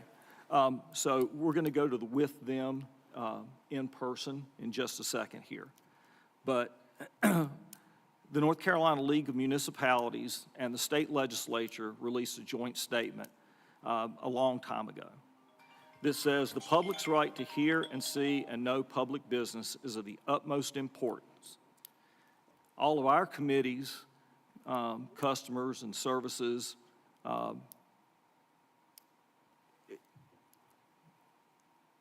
they're governed by open meeting laws. The state law is very clear on providing minutes for public meetings. The public body must maintain full and accurate minutes of the session. When a public body meets, it shall keep a general account so that a person not in attendance would have a reasonable understanding of what transpired. If you read the minutes of some of our committees, that's just simply not so. Without putting a burden on the committees, my original suggestion was that an audio recording would allow me going to our conversation when I'm traveling to Little Rock, Arkansas next week, that I could sit in my hotel room and listen to a committee and hear everything in context, and that would allow me to start generating questions about, what did you mean about this? Or tell me more about that. So statements have been made about a solution in search of a problem. So let me show you what the problem is and how this resolves it. Recording the meetings specifically addresses the concerns expressed by our committee members. They said that people might respond to rumors that they hear rather than understanding the context and the specific discussions. Well, rather than base their positions on rumors or interpretations or what someone told them that somebody else might have said about somebody, then these citizens can get a recording and listen to the thought process and the context and the discussions from their neighbor volunteers. Once recorded, the citizens can get the records of the discussions to review at their leisure, gain a better understanding of the conversation, the ideas, the proposals that may directly impact them and their neighbors, and they begin to formulate questions. Many of our boards and committee meetings take months to post, months. Several of them were 8 months past due until last week. To turn a phrase, information delayed is information denied. This isn't a criticism of the committees or the staff. It's simply a recognition that there's a best practice that 6 other committees have, and that their recorded meetings are accessible to the public nearly immediate. We've got 10 standing committees, and I can't personally attend all 10 committees in addition to the other meetings within the town. My volunteer efforts outside of the town council, my family obligations, and my employment. I don't know of any citizen that can attend every meeting. However, I can get a copy of the recordings of committee meetings and listen to them at my leisure or on an airplane as I travel on business. As an elected representative tasked with supporting all of our town's activities, I think our citizens would appreciate town council members being as informed as they possibly can be. Many citizens have the same issue, as Mayor Kinnaman pointed out, that they can't be at all of these meetings. And when they need information, it should be readily accessible to them. I can't fathom how an open meeting and a transparent process that informs citizens would be problematic. Our town records indicate some committee discussions aren't being reported in their minutes, and that's problematic. It's not a criticism of the committees. You're doing a meeting and you're having a free-flowing conversation. I get that. But the thing about it is that information is public information. So rather than have to stop to write down these thoughts and everything, an audio recording can resolve that. So when we discuss ideas, when we talk about comments that we've heard about sensitive discussions or big sky comments, and people wanting to speak freely, while I appreciate that we often discuss big ideas, future planning proposals, options, and so on, we can't do it in secret. We don't. Our roles as an open and transparent council, as well as our boards and committees, requires that each of us recognizes and supports that our discussions of the town are public business. When we discuss ideals, it's incumbent upon us to make sure that the public understands we're having future state talks or bouncing ideas or wacky ideas, whatever the case may be. When we explore ideas, we might create some concern, but that's exactly when we need to engage with the public and let the citizens know, and we can explain to them about the ideas and what we're discussing. You can't do that when you're trying to recollect what you said during a meeting, but the citizen can get a recording and they can go, I understand the context now. And that's all this is. We do this every year at budget time. Nobody has a problem with that. Right now, the Water Advisory Committee is almost exclusively big sky concepts and ideas. We don't have a problem recording those. They're dealing with people's property too. You know, sensitive, absolutely. But they understand what their job is, they understand their role, and they do it well. So this is just an extension of a standardized best practice that we have in 6 of 10 committees.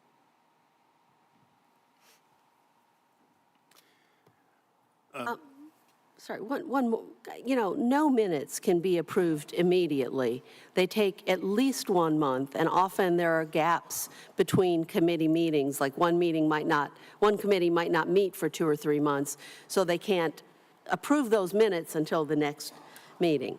The other thing, I don't think anybody said rumors. What they were saying is that it's difficult to understand. Many of our committees act as working groups, so the discussions are spanning several meetings, and so you can do a shorthand. Well, the project we're talking about with the NIDORF project, the NIDOR files, and so things can be referred to in shorthand because it's a working group. The statement that you read from the state and the league does not mean, and I'm sure our attorney and our town clerk will back me up on this, it does not mean that every aspect of every discussion is recorded. No, it means that the decisions made, the recommendations, the points of action are recorded in the minutes. Again, I take a different tack here in that my goal is that our government should be accessible to everyone, regardless of their personal situation. Whether that is because of business travel, whether that's because of scheduling, whether that's because of family issues, whether it's because of physical limitations to attend meetings. I understand 10, 15 years ago, there was no options for the most part that if you were not physically able to drive here to a meeting, you were not able to attend. 10, 15 years ago, we were not streaming our meetings like we are today. There are people watching us at home right now, which have the advantage of watching this public discussion of contentious issues. Issues that, if you just read the minutes, you may go away with a different impression of how far-ranging this discussion was. Our clerk does an amazing job of documenting what we're doing, but a written document doesn't always. I think everyone's gotten an email that you've read and you say, oh my Lord, this person's obnoxious. But if you actually talk to that person, it says, no, that's not what I meant. But if you're observing this meeting live, or even a recording, because our meetings are recorded, you can watch our meetings tomorrow morning if you like. Now, I'm not talking about these meetings hanging around forever. I believe we're moving toward a policy where any of our recordings, other than maybe council meetings, would be disposed of when the next meeting occurs. So any of their meetings, including the six committees that are currently recorded, we're considering that basically as soon as the minutes are approved, those recordings will disappear, and they will make a new recording of the next month. Now, we haven't formally adopted that policy, but that's where we're heading, is where I think we've had general discussions about. So the idea that if we did record these things, they would only be around for a month. Right now, we've kept them forever. Theoretically, you can go back and get a meeting from 5 or 6 years ago. We realize that that's difficult from a technology standpoint because the mechanism to play those recordings may not even exist. But like I said, my main goal is that a citizen or a resident should be able to observe and I would think in the near future, even interact with that committee. Because again, somebody that is interested in trails may not be able to come to the meeting, but they'd love to do it. Now, there's an old consultant story about, well, nobody's ever asked for this. There's an old consultant story that the local train company's having a meeting, and the residents come in and say, hey, we should have a train at 10 o'clock. So the train committee guy says, oh, why don't you go down to the train station at 10 o'clock and see if anyone's standing around waiting for the train? Well, they're not waiting for the train because there is no train. So to say that there is no demand for this is difficult to either substantiate or deny. Having it available, people may avail themselves of it, okay? But like I said, if you look around this room, yes, we have some young people here. We also have a little bit more higher attendance because of this controversial issue. But how often do we really see young people in this meeting? They're busy. They have family obligations, they have business obligations, and we should be working in ways to make it so that people can attend these meetings regardless of their personal situation. And if they're not able to attend the meeting, they should be able to review it at a later date.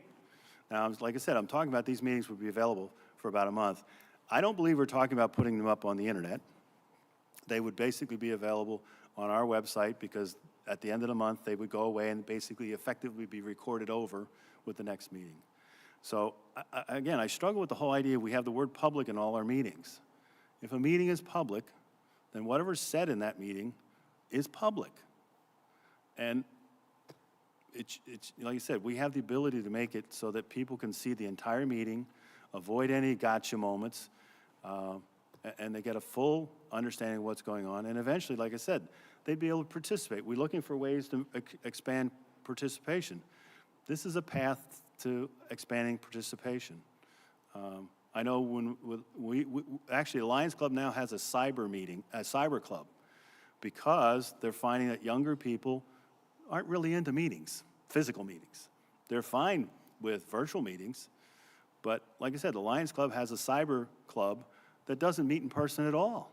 They only meet virtually because, like I said, they want to attract younger people, so. All right, further comments? May I clarify? My understanding from the town clerk that we cannot destroy recordings every month, once a month. Is that correct? I'm so sorry. We can't destroy recordings monthly. We can't do, they couldn't be destroyed without an action of council. Is that not correct? So what we have talked about is in our annual purging of files, approving the deletion of recordings over, say, the past year or maybe the past 6 months. But we couldn't, it would be pretty awkward to do that once a month. Well, we could take down any virtual recording each month. It would still maybe be preserved, and someone potentially could ask for a records request. But I would say that we basically only have one copy, the most recent copy up on, available for unrestricted reviewing. But I think also if we are not using the stream copy, if we made a stream copy, we may not consider that our official recording.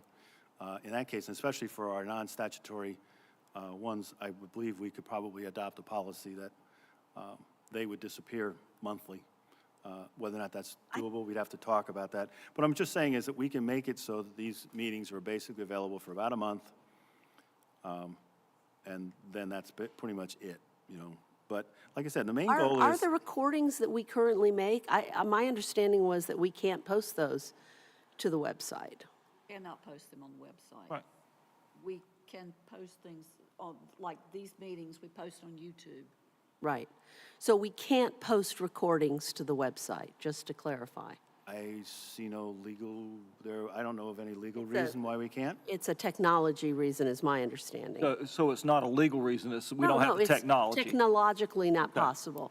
So the only way that I understand that you can post recordings is via social media, YouTube, Facebook, Zoom. I make a living in the IT world. I see no technological reason why we cannot post a file. You post Word documents on the website, right? These are just files. So if you can post a Word document on the website, you can post a MP3 file or I what. think it's a capability as far as the size of the files. Okay, so that would website. just be a storage issue. So I mean, like I said, these technology issues. It's with our website company. I understand. We can resolve these things. It's maybe a storage issue, but it's not a technical issue. It's a storage issue, if at all. There's no legal reason we can't, because if you go to vote, But I gotta imagine there's some videos on our website, aren't there? Like, don't you have some virtual tours of things or something like that? I'd have to look, okay. But like I said, that's solvable. But I understand, I apologize to the committees that it became a political football for you guys. My goal has always been, how do I expand access to these meetings to people that cannot attend in person? And there are people out there that cannot attend in person that would like to see this. I don't think there'd be a wave. I think in most Zoom meetings, a lot of Zoom meetings like the tree board, I would anticipate most of the time, no one's gonna join via Zoom if we were to Zoom the tree board. But the ability to do it, I think is something we should be moving toward. I think it's reality that in 5 years or so, we're gonna have virtual interactive meetings that will make it so that the meetings can be virtual and interactive. It's just where we're heading. So I guess the question is, how do we proceed? So I came prepared tonight with two different motions, and I'm asking the rest of the council, what do you think? I've gone on record that, I'm sorry, you asked if, Yeah, I'm sorry. My original thought process in this, and what we discussed all the way back in March, was simple audio recording. So that would be one avenue. The other avenue is that we maintain the audio recording. Anybody's audio recording, we keep doing that for the time being, if that's your current practice. But if it's not, then live stream the meetings, and then we can discuss when those live streams would become recorded live streams. So I'm Can't live stream without recording. again, I'm Can? okay. I'm ignorant about these terms. I just know when I say live stream, I turn on Spectrum and I can see the news. I kind of think that's live stream. It's live news. I may be totally off base on the terminology. Forgive me for my ignorance on that. But what I'm suggesting is, if our committees are sitting in here, they're sitting in the conference room, and the camera's on, that should be able to be broadcast. I don't know what that's called, but at some point, that broadcast would become recorded broadcast. And I'm totally okay with the setting up a policy. It could even be in our agenda that when we approve the minutes, we also approve to delete the prior month's minutes from our committees, if that's legal, and we can do that. just to clarify, the vast majority of Zooms that happen in the world do not get recorded. I live and breathe on Zoom every day, and it's very rare that we actually record the meetings. In fact, I believe most of the meetings that we held during the pandemic were not recorded. But that's a virtual meeting, not a live stream. No, a live stream is not recorded. A live stream. But a live stream is public, is the way I understand. Understand, you could, Okay. anyone can join that meeting while it's occurring. It's not being recorded, okay? That's true of Zoom. It's just a Zoom meeting that's not being recorded. Zoom meetings can be recorded, but the host has to do the recording. So what I'll be in favor of is basically experimenting with it, basically saying, let's start streaming our meetings without recording, see how things go. People will know who's in attendance. You know, the Zoom, as you said, the way we have it set up now is you have to be let in. Basically, anyone that wants to attend has to be let into the meeting, correct? Okay. We have that set up so that you have to be let in to the meeting to avoid some of the issues we may have had in the past. All right. So, like I said, I'd be in favor of live streaming without recording, and then, you know, basically see how that goes, get the feedback from the committees and boards, and then based upon that feedback and thing, we decide what the next step is. But like I said, my main goal is everyone should be able to attend the meeting regardless of whether or not they can be physically here. And that's what I'm basically saying is by live streaming without recording is you can attend any meeting you want. You don't have to be here. And I think that's what we should be working toward because we should be making our government as accessible as possible. And this is one way to make it accessible. I think there are legal exceptions for HPC and planning and zoning. Isn't that true? We have, for agenda purposes, lumped in BOA, HPC, and P&Z Planning Board with the volunteer committees. Those three are actually agencies of the town of Oak Ridge, required by statute, appointed by the council, but with separate independent obligations and powers over which the council has no say. But they report to council monthly, or at least those that have had business do, simply because that's the organization of the agenda. They are to be separated and kept out of this debate. Their procedures are statutory. And the volunteer committees, how they operate to effectuate their function of advising this board is up to this council.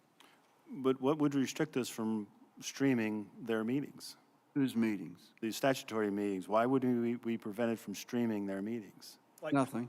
Nothing. So what we're saying is, we're not changing their procedures, we're just saying we're going to ask them to be streamed. That's a different debate. Okay. That's Yeah. whether you're I'm gonna not stream talking meetings. about having any changes in how they conduct their meetings. Streaming the meeting is just basically so people can observe them. I think the question comes with participation. It's problematic if someone say, if you make a Historic Preservation Commission meeting open to the public by Zoom, don't you have to statutorily allow then the applicants to attend by Zoom, which we found to be very problematic during the pandemic? Could be problems like that, and Mayor, I'm not sure it would be a good idea to require those agencies, those three, to stream their business, as opposed, again, to the volunteer advisory boards, which exist solely in terms of their function and how they operate according to what this board says, what the council says. The statutory agencies, I've said, HPC, BOA, Board of Adjustment, I think they have separate rules, on, especially on quasi-judicial matters of BOA and HPC, and that does implicate that if you open it up in terms of any kind of participation other than people who are there. But we're not letting people participate. We're only letting them observe. Just like right now, we're being observed. Understood. We don't allow them to interact. So if someone wants to appear before us, right now, they have to physically appear. Understand. And it's the same thing for planning, zoning, same thing for HPC and BOA. If they want to be heard, right now, they have to be here physically. And they will continue to have to be there physically Right. until the but law I don't know how- changes. Yeah, I don't know how, In those three. but I don't know how streaming them would have any impact on that at all. So I don't see how we'd have to carve out an exception for them. If we're going to stream meetings, we would stream them just like anyone else.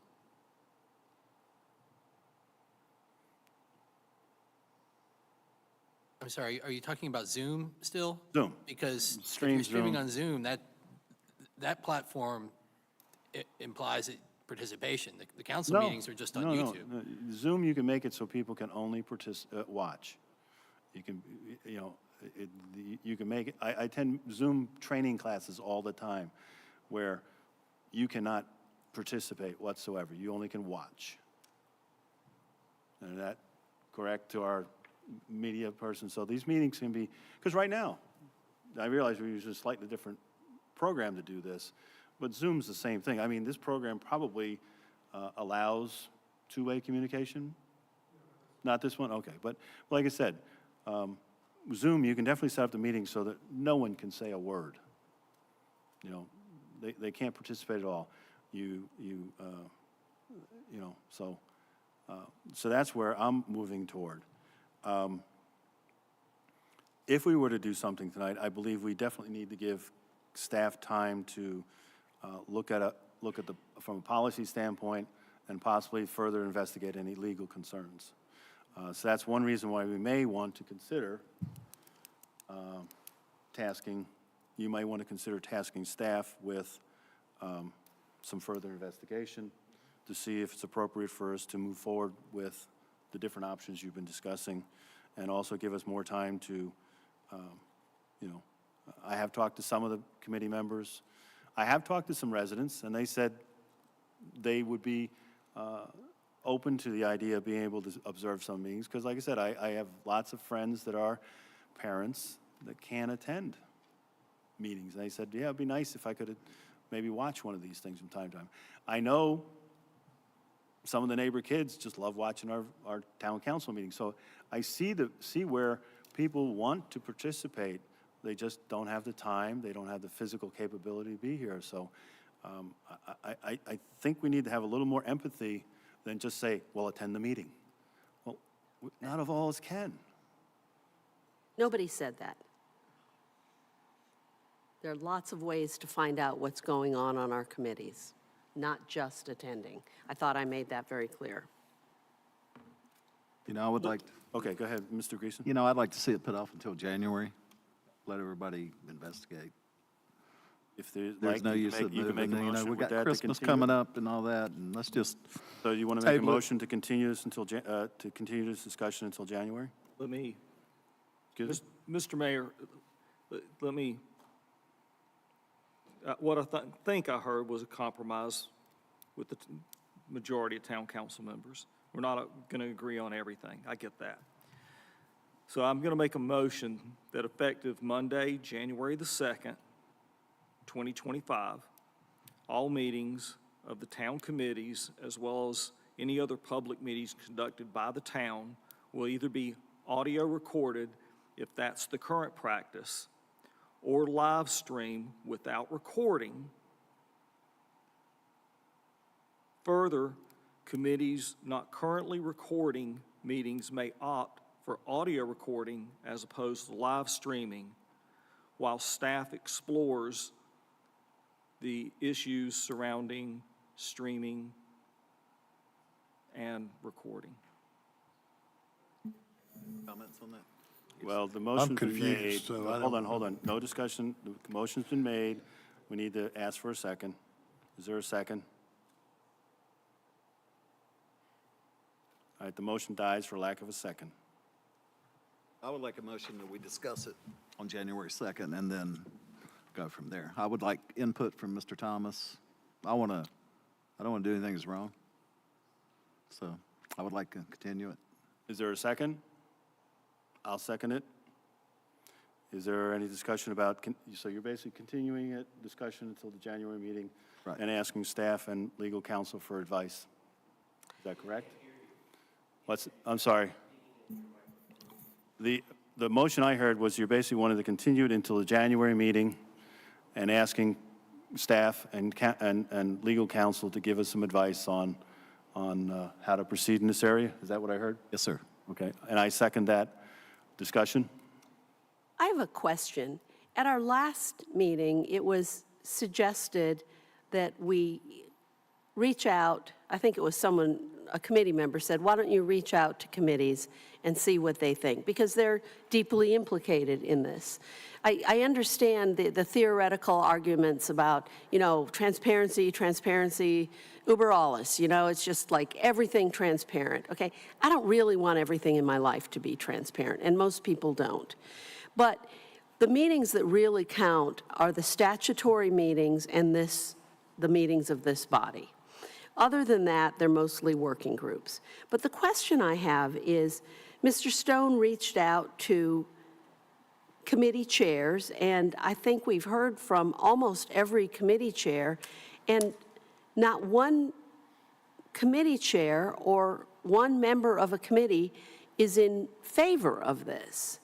So I think we have some work to do. If we really think this is a great idea, we have some work to do to bring people around. And I know you say, well, of course, with anything, there could be residents out there that would benefit from this. That's certainly true. However, again, most of these working groups are really in the weeds, and I honestly can't imagine someone understanding what's going on by watching or listening to one committee meeting. But why are we not taking into, this is my question, why are we not taking into consideration what we've heard from committee members and residents tonight? I believe Mr. Greason's motion is taking into consideration. He's recognizing that this has created a tremendous amount of conversation, a tremendous amount of opposing opinions and things like that, that we should take more time into this because, so I think he is taking into consideration all the input. We've observed the pushback, and I think it would be very prudent to spend a little more time on this and reach out again to the committee members, reach out to the everyday residents, and see what some people think about that. Hopefully this generates some discussion with people that might have observed the meeting and things like that. The benefit of them observing the meeting is say, hey, maybe that is a good idea, hey, or maybe that's not. I'd like to hear from some more everyday residents about what they're looking for, because that's the main goal, again. And I think it would give us time to kind of, settle down a little bit and hear more about what we're trying to do here, and hopefully clarify that, at least from my perspective, I'm not looking to look over your shoulder or catch you in anything. I basically just want to have the ability for residents that may be in Japan at the moment, and they might want to observe one of our meetings. They're very interested in Mountain to the Sea Trail, and they'd like to observe that meeting. I was in Italy. It would have been nice maybe if I wanted to watch Planning Zoning Board, because they're addressing a significant rezoning. Those are meetings I tend to attend. I don't attend many meetings because I do believe the committees should be, for the most part, conducting their meetings without me looking over their shoulder. But there are times where it would be nice if I could watch the meeting, knowing that I can't participate. It's one thing. That way they don't have to worry about me speaking up. They just say, hey, Jim's watching. That's okay. So I think this will give us some time to decompress a little bit, get a little more information, and decide what the right move is. And, and like I said, 2 months, December meeting is pretty packed, which is good. I'm sure staff's happy if we don't have this one in December. And also, I think we are going to move the January 2nd meeting probably to January 9th. Okay. That'll be next month where we set the calendar, just so you know. Sure. All right. So yeah, I would say let's continue the discussion, which shows us that we're listening to you. We want to hear what you have to say, and so we have another 2 months to talk about it and come up with hopefully a workable solution that we can all work on. There's, like I said, the motion's been on the table for discussion. Anything else anyone like to say? Mr. Mayor, so the question was asked, why don't we listen to our committee members? The same question can be asked, why don't we listen to the citizens that said they want to be able to review the meetings? This goes back to the people that aren't here for tonight, maybe watching on YouTube. And those are the people that accessibility benefit, they get the benefit of the accessibility on something like this. So while I appreciate every single person that comes here, every single comment that our citizens make, because it makes our town better, at the end of the day, we take all that information and we make a decision. And I'll tell you, someone asked me tonight, what are you going to talk about tonight? And I said, we're going to talk about, and I stated it very, very, I think very neutrally. I said, we're going to talk about whether or not we should record all our meetings. And the person said, well, why wouldn't you? And that was unprompted. So, I mean, I think we need to talk to more residents and see what they're looking for and see how that's going. So, all right, like I said, the motion. I got one Yes, Mr. statement. Harden. As I said in my remarks, I would be open to learning more about Zoom and how Zoom works. I'm on Zoom all the time, not as much as you, but I don't always understand the mechanisms nor the etiquette or whatever is there. And I think that needs to be looked through and presented. Okay, great. Any other comments? There's a motion on the table, it's been seconded. All those in favor say aye. Aye. Opposed? Nay. Nay. 2 nays? Okay, so 3-2. Okay, so we'll be continued to our January meeting. Monthly financial report. Finally, something fun.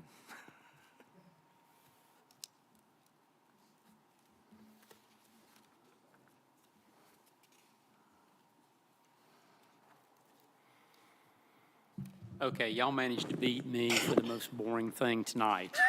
Just got to say that. Up tempo, Sam. Very rare that someone can outdo a CPA with financial statements on the boring scale. But anyway, it's all in good humor, folks. All right, on the financial reports, everyone should have got a copy of the financial statements, also a copy of the finance officer's report. On the financial statements, same layout as normal. We're holding assets of $3.31 million right now, liabilities of $70,503.96, and since this is governmental, that does not include our liability for the debt, which is on a separate schedule. For the month, we had revenue of $200,012.76. Expenses of $180,573.91 and added to fund balance $19,438.85. Our bank holdings are on Schedule 1, still maintaining with Truist. Bank of Oak Ridge has the bulk of the money due to the rate we're getting on the ICS money market. And then Piedmont Federal money market, we moved some money back over there from Truist due to a rate we could get on their money market account. Overall, fairly normal month for this time of year. The Schedule 2 has all of the detail for the expenditures and the income coming in and everything. Debt schedule, assets, and the water fund are all following. So things to note for the month. We have a wire transfer coming in of $18,753.03, in property taxes, $10,082.59, in motor vehicle tax for a total of $28,835.62. There'll be all the collections through October 31st. That is en route. For the month, we had monthly sales and property tax, interest. The tap fees and water usage fees are becoming fairly regular on the Water Enterprise Fund. Some grant monies, ABC distribution come in, and that was a good one again. Facility rental, special events, other park revenue, and donations to the Veterans Honor Green. We're still monitoring our investments. Right now, the interest rate market is fluctuating somewhat with the Fed having a rate decrease, and we have another rate decrease of a 1/4 point that's getting ready to hit imminently. So I'm looking for our rate of return on the interest to drop a little bit. I think it's going to be some softening, but I don't think it's going to be a drastic drop. Staff was supported this month with grant compliance. We've got ARPA, SCIF, the CIP process, and all the work on the water system still underway. Audit is still underway due to the volume of all of our transactions this year with our capital projects. The auditors are working diligently, but we're not able to make the cutoff for this month, so it'll be next month that they'll be here with the audited financial statements. I'm trying to get those as far ahead of time as possible so that you can have a chance to read all of them. And also, I will buy the NODOs that you will need to read those governmental financials. But overall, everything's moving forward on that. The current credit card provider has been replaced with Truist. We're doing an overlap right now, making absolutely sure that no usage of those old cards for any subscription or any one-time per-year fees. We're going to make sure all of those are handled and transferred to the new card, and that any residual charges, credits, or any other activity. But we will be terminating the old cards in the very, very near future, but the new ones are en route and online. And yes, every time every one of y'all have updated anything, changed the PIN numbers, or done anything, it has set my email off multiple times. So thank you for not doing that in the middle of the night, but we got that project underway. Couple of other minor housekeeping things. Guilford County is going to a new system. I got an email today. They're trying to automate getting the tax statements out to the municipalities especially. And I had a conversation with Bill this afternoon right after that email came in. He's going to be talking with Gray and Creech about if we can accommodate that. They're basically wanting to have a user group that they can email to, and then internally we would have that as an email receiving from them, and then it would disseminate out. In our case, to me for recordation, and probably to Sandra for archiving. So they're rolling this out. The Guilford County folks that we're working with in finance and budget and the tax department are all working very diligently to try to update and become more agile and to get the things out with less work on our part and on their part. We had that little training issue with the September receiving some items. Last month, they got the ACH reversed. They got everything corrected and back out to me by about October the 7th. They're looking at rolling out this new automated process, maybe the 1st of December, but definitely shooting for the 1st of 2025. So we've got some good partners down there. They're working on a lot of new items to try to make life easier for us. They're also doing earlier forecasting on revenues, and they're trying to work and get that out. Actually, I'm going to a training with the fire department on that for their new budget process. I think it's the 13th of this month. So they're rolling out this with all of their partners that they're working with, the towns, the fire districts, sanitation districts, and everything. So we're seeing a lot of good movement in that area. That's pretty much everything I've got for tonight. Have no amendments or requests or anything else, just to get y'all this. This may be a question for staff, but are we going to get a fancy, nice chip reader for the credit card instead of the one we have now that we've changed our credit card providers? Or We've already gotten rid of our old credit card machine, but actually you could, oh, you mean for the Square Reader? the Square reader, yeah. I think we already got that. I thought in the last Music in the Park, they still were swiping. But we. I'll have to check on that. Yeah, we definitely want to get to the, we definitely want to get to the, something new. we definitely want to get to the tap capability, make life a lot easier, faster, so, okay, thank you. Thanks as always. I got an audit call, the auditors called me and I said nice things about you. Well, I appreciate that. Sam, is there a drop dead date or a regulatory thing on the audit? I mean, we're not, pushing it 1 month doesn't seem like a big deal. You don't seem to be concerned about that, but is there anything we should be aware of on that? No, there is the standard used to be October the 25th for some type of at least preliminary. The state has backed off on that because of two things. One, the more complexity in governmental auditing with additional GASB pronouncements, the single audit request in those items. The second thing is the availability of auditors that will do governmental work. So they have relaxed that somewhat. The AFIR is traditionally due October the 25th also. That has been altered in that the directions on it state not to complete your AFIR until you have your completed and accepted audit in hand.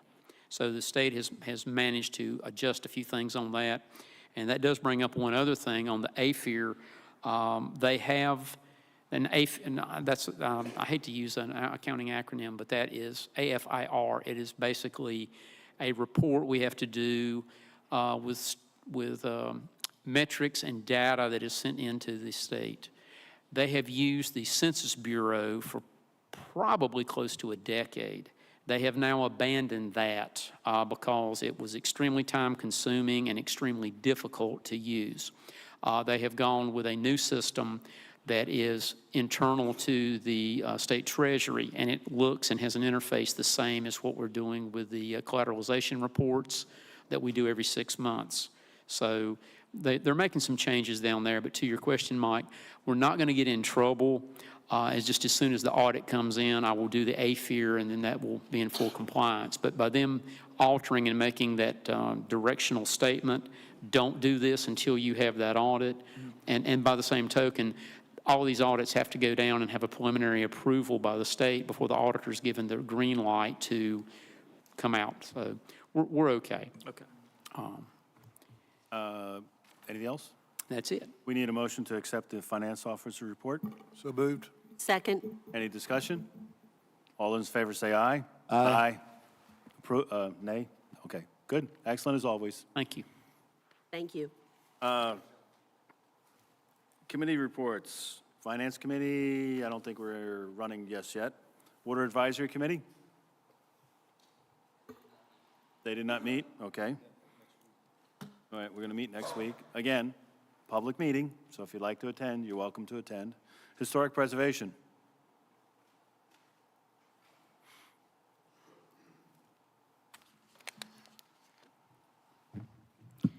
Good evening.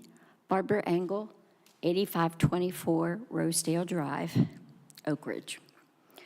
The HPC met for its regularly scheduled meeting on October 18th, 2024. The HPC continued consideration of a COA to November 20th for the demolition of the contributing structure, the H.C. Gardner House, which is next to Sherwin-Williams.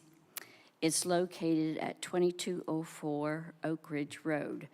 The applicant wasn't present, but I understand he is available for the November's meeting. In our historic book that we're working on, it's been edited twice and going to the proofreader. Excellent. Thank you. And Barbara, before you walk away, thank you so much for all your work to advocate for Western North Carolina. I see online. Oh, you're welcome. I don't want anybody to forget. I understand you're doing a good job. Yeah, it really bothers me. And I have friends and family in that area, so Thank you're you. welcome. Planning and Zoning?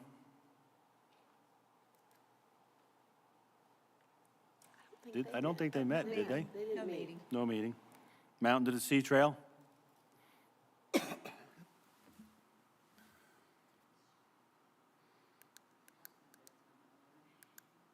I know it's been a long meeting, so I appreciate you hanging out. Okay. Ann Steele, 8927 Grove Park Drive. The MST Committee met here at Town Hall on October 22nd. The Headwaters Trail has made it through recent storms in decent shape. There's been minor maintenance that has been done as needed, and a few drainage issues are being monitored and addressed. This fall, we expect 3 bridges to be built in the Carriage Cove area.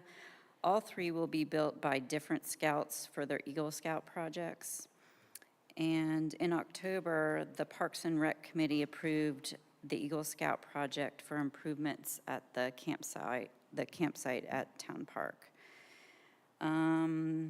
Lastly, there is a workday this Saturday that will be held in the Carriage Cove area. We will be meeting at Gray Fox Road at 9 a.m. if anyone would like to join us. Any questions? Any questions? Excellent. Thank you so much. Thanks. Conservation easement? Well, someone's talking up. Sandra was there. Stephanie Farrell, 5839 Billet Road. The committee met in person at the Oak Ridge Town Hall on Wednesday, October 16th. We discussed the status of the two core grants that we have awarded to date. The Jack Blaylock property on Beeson Road is progressing through the process with the Piedmont Land Conservancy. At our meeting, we were waiting to hear if a survey had been scheduled. and that may have taken place, but I'll update you next month. The Nydorf-Hammond property, which was awarded a core grant for historic structure easement, is currently going through the lengthy process of being listed on the National Register of Historic Places. And once that's completed, the process started with Preservation North Carolina will be restarted.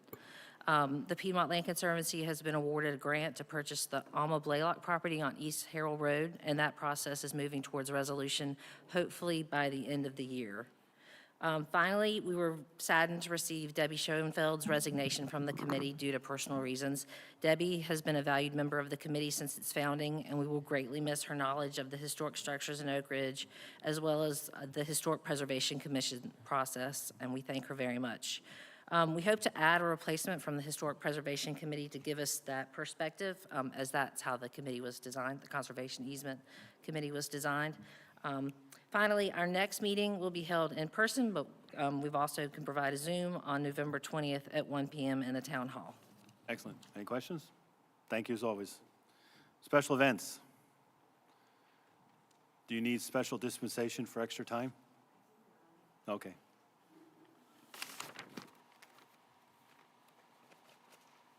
Patty Domchowski, 7320 Hidden View Drive. Veterans Honor Green. Phase 1 is very close to being completed. Myself, Caroline, Ann, Anna, Bill, and Mark Reeves, the design landscaper, have reviewed what is left to be done and created a punch list, and actually did a second punch list. We anticipate having all of them completed for the opening.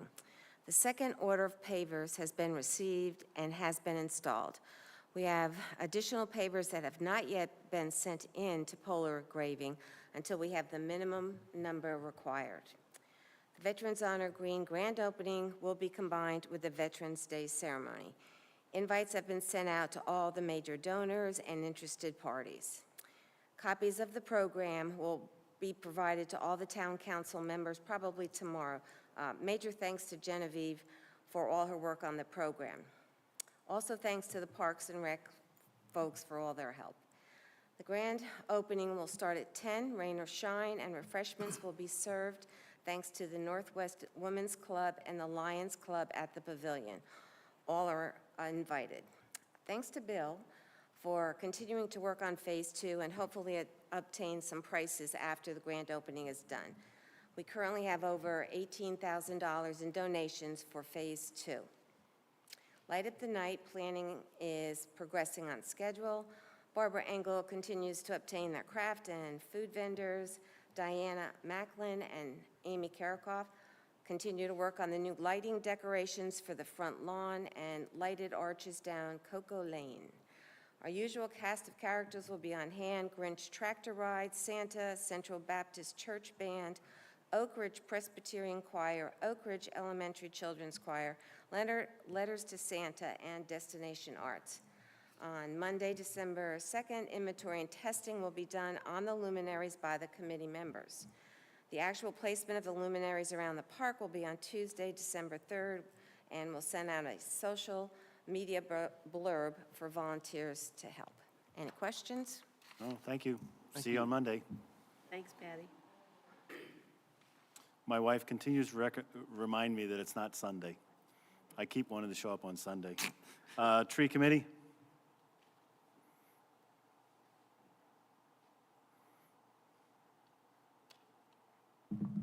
Roy Nydorf, 1815 Oak Ridge Road. The Tree Committee has met on a few different occasions. We met with Forester Jimmy Holt, who's served in an advisory capacity about measuring our trees in the town. We've been working on, after compiling the information about new nominations for the treasure trees of Oak Ridge, we've been doing site visits, measuring trees. We're going to be adding probably 8 new species to our registry. We're also in the process of looking at nominations for the 2 trees that have been removed since our first registry about 5 years ago. And other specimens have come to light that are comparable to some of the species that we've already measured. So It's been a great project. We discovered at least a couple of founders' trees on the Oak Ridge Academy site that we've been measuring as well. They're southern live oaks. So that's been exciting. Any questions? Thank you. Thank you. Parks and Rec?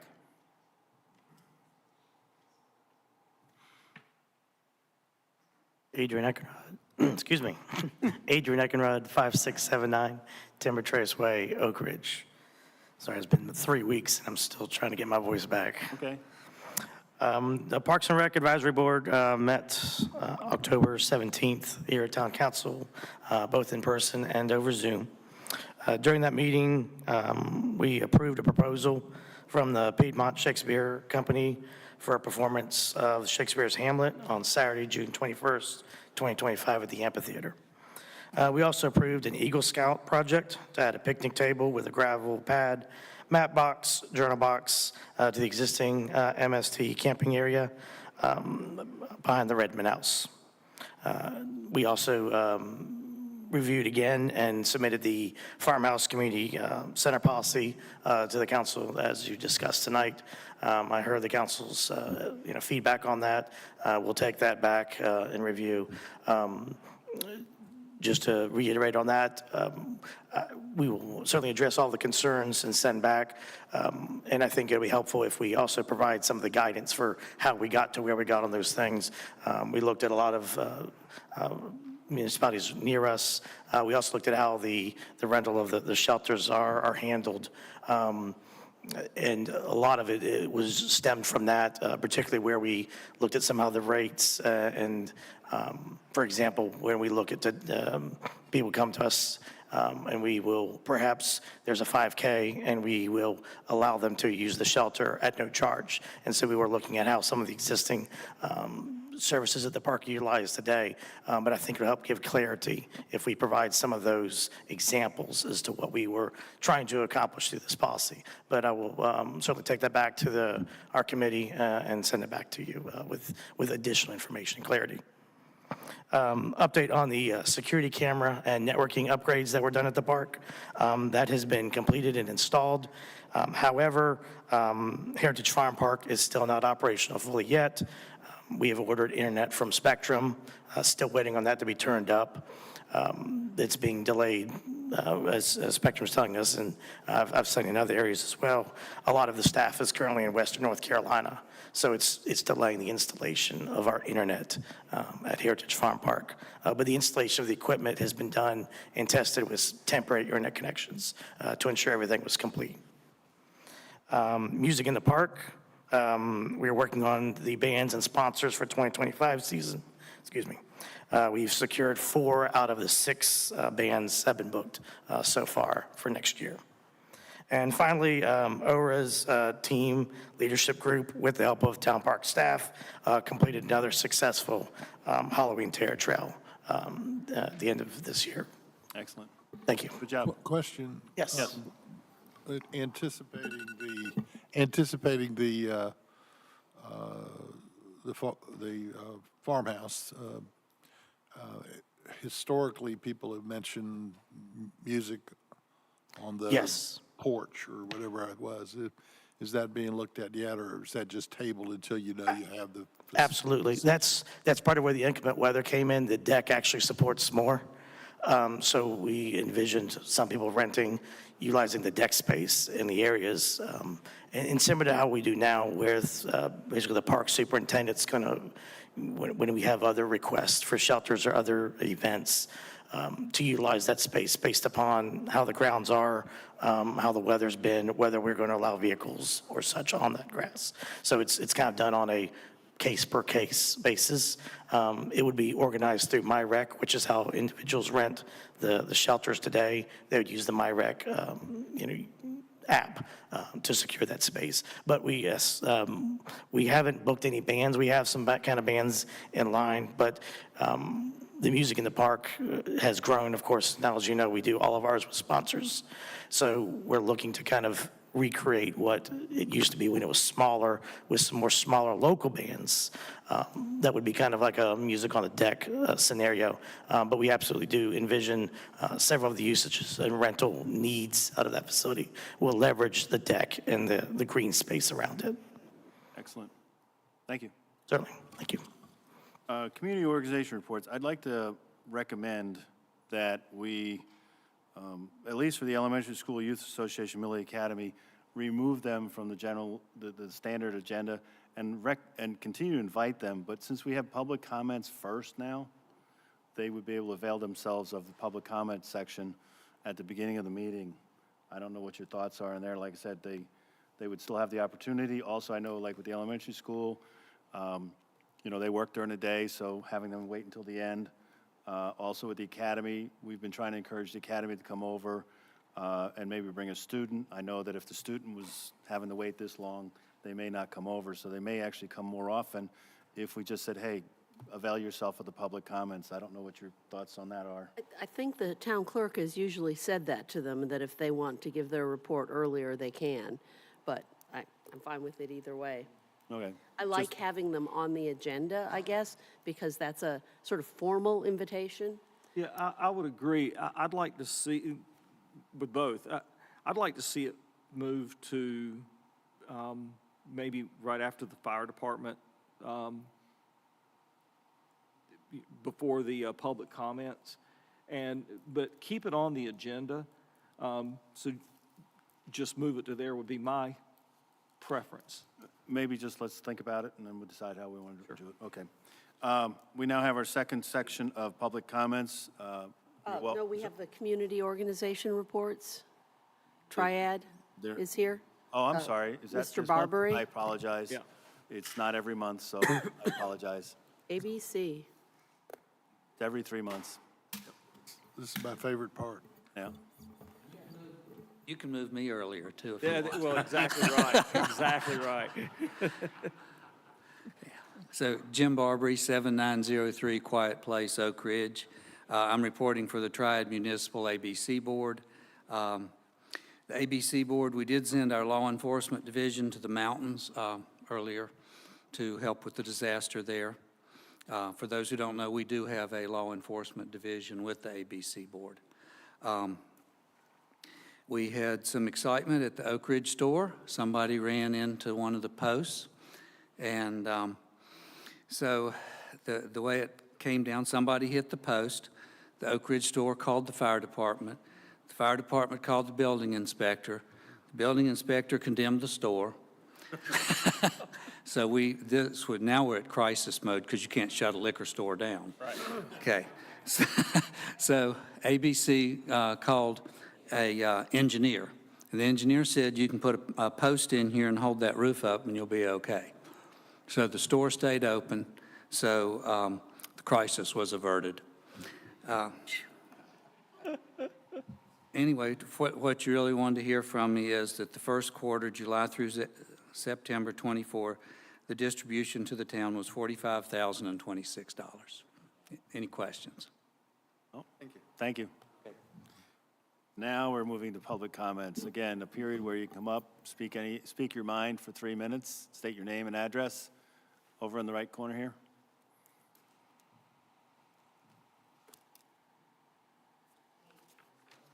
Dead horse just a little bit more. Okay. Stephanie Farrell, 5839 Billet Road. So, as everyone is painfully aware, we had an election this week. And I am a huge believer in voting and elections, and I was very proud to serve as a poll worker for the Guilford County Board of Elections, and I was really proud to earn my second presidential pin, because all poll workers who work for presidential elections get a pin. So I was really proud to add a second one to my badge. And it blows my mind when I read about people who don't vote in elections. And then it goes even further when I see young people who say they don't vote. And why they don't vote is because they have a distrust of government, because government doesn't work for them. They feel that government doesn't listen to them, and it's a useless proposition to vote. So I could not understand that at all. I vote every chance I get, even midterms, even small municipal elections. But tonight, I have an idea of why people don't vote. I'm sitting here listening to this discussion that's gone on since March about a subject that people feel strongly in opposition against, and it is still not settled. And I believe it says something when you've gone around and polled the people who are most active in this community about their feelings on this subject, and you don't listen to them. They're your constituents, and you're not taking them into account. Instead, you're going out and you're going to talk to people until you find somebody who agrees with you, and you're going to use their voice instead of the people that have been working on this and participate in these meetings on a monthly basis. So I wanted to go to the ladies in the second row and say, this is not how government should work. This is wrong. And, but however, this might be a good example of what's going on in our government today. And it starts in the federal government and it comes all the way down here to local town government. So I just wanted to beat that horse and just put that comment out there. And always vote, don't forget. And thank you. Anyone else to speak? I think Ms. Raven has hand up just a little bit faster. Okay. This microphone thing sometimes works, sometimes doesn't. Can you all hear me? Yes. Yes, sir. Okay, Ben Walraven, 5931 Pepper Road. A couple of things. This process of approving the agenda at the beginning of the meeting is a very good one, but I think it's a little bit cavalier because the agenda was approved and there was asked for any amendments to the agenda. There were no amendments made. And then on consideration, new business, item B, consideration approval of the fee schedule for the Farmhouse Community Center and alcohol policy. You took up the whole document instead of just those two features. And the way that you handle these complicated documents is you like eating an elephant, a bite at a time. So you had a chance tonight to approve that part of it and then put that aside and work on the rest of the document. So I think you missed an opportunity there. Writing procedures is not easy, particularly if you're asking volunteers to do it. So when you send it back to the Parks and Rec people, give them some specific guidelines. Don't second guess them when the document comes and they've done all the work, because as a volunteer, they got to go back and do the work again. It's just not considerate. The effect of recording the meetings. Sounds like you're going to add staff time to this. And I've heard people whose election motto was, we don't want to have to raise taxes, we don't want bloated government. Well, you know, you start adding these little things, they seem like little things, because you're parceling them off to other people. And then all of a sudden you overburden your staff. So be careful what you wish for on that. Filming or recording. You're going to have to train the staff or the committee chairs, and committee chairs rotate. So you're going to have, and you have multiple committees, so you're going to have continual training for these people. So take that into consideration as you consider this idea. Will recording these meetings eliminate the need for minutes so that you can reduce the time that the volunteers have to spend doing that? That would be something you should consider. If you can't do that, then why do we need the recordings? And for the farmhouse, don't set up rules and regulations and fee structures that discourage the use. You will make a self-fulfilling prophecy that it can't pay for itself by doing that. Thank you. Thank you. Anyone else? Yes. Adrian Eckenrod, 5679 Timber Traceway, Oak Ridge. Just wanted to state that it's been an honor to serve on the Parks and Rec Board, and I do appreciate the committee reappointing me to that board. Excellent. Thank you. Thank you. Anyone else wish to speak? Mr. Logan.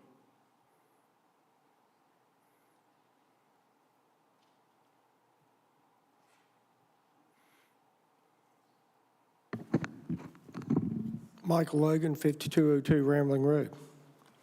First off, I'd like to say thank you for the support of the Oak Ridge community in my campaign for re-election to the school board.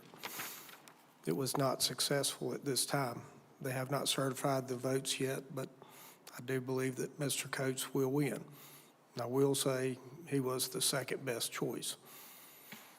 Now, with that being said, I'd like to say November 13th, there will be a joint budget committee meeting with Guilford County Schools, and I believe we'll also include county commissioners also. Small groups, not the full group together, same as meetings that y'all have. It is a discussion, but this meeting will not be televised, will not be recorded, so the only way you're going to be able to attend it will be to be in person. I suggest you to show up at that.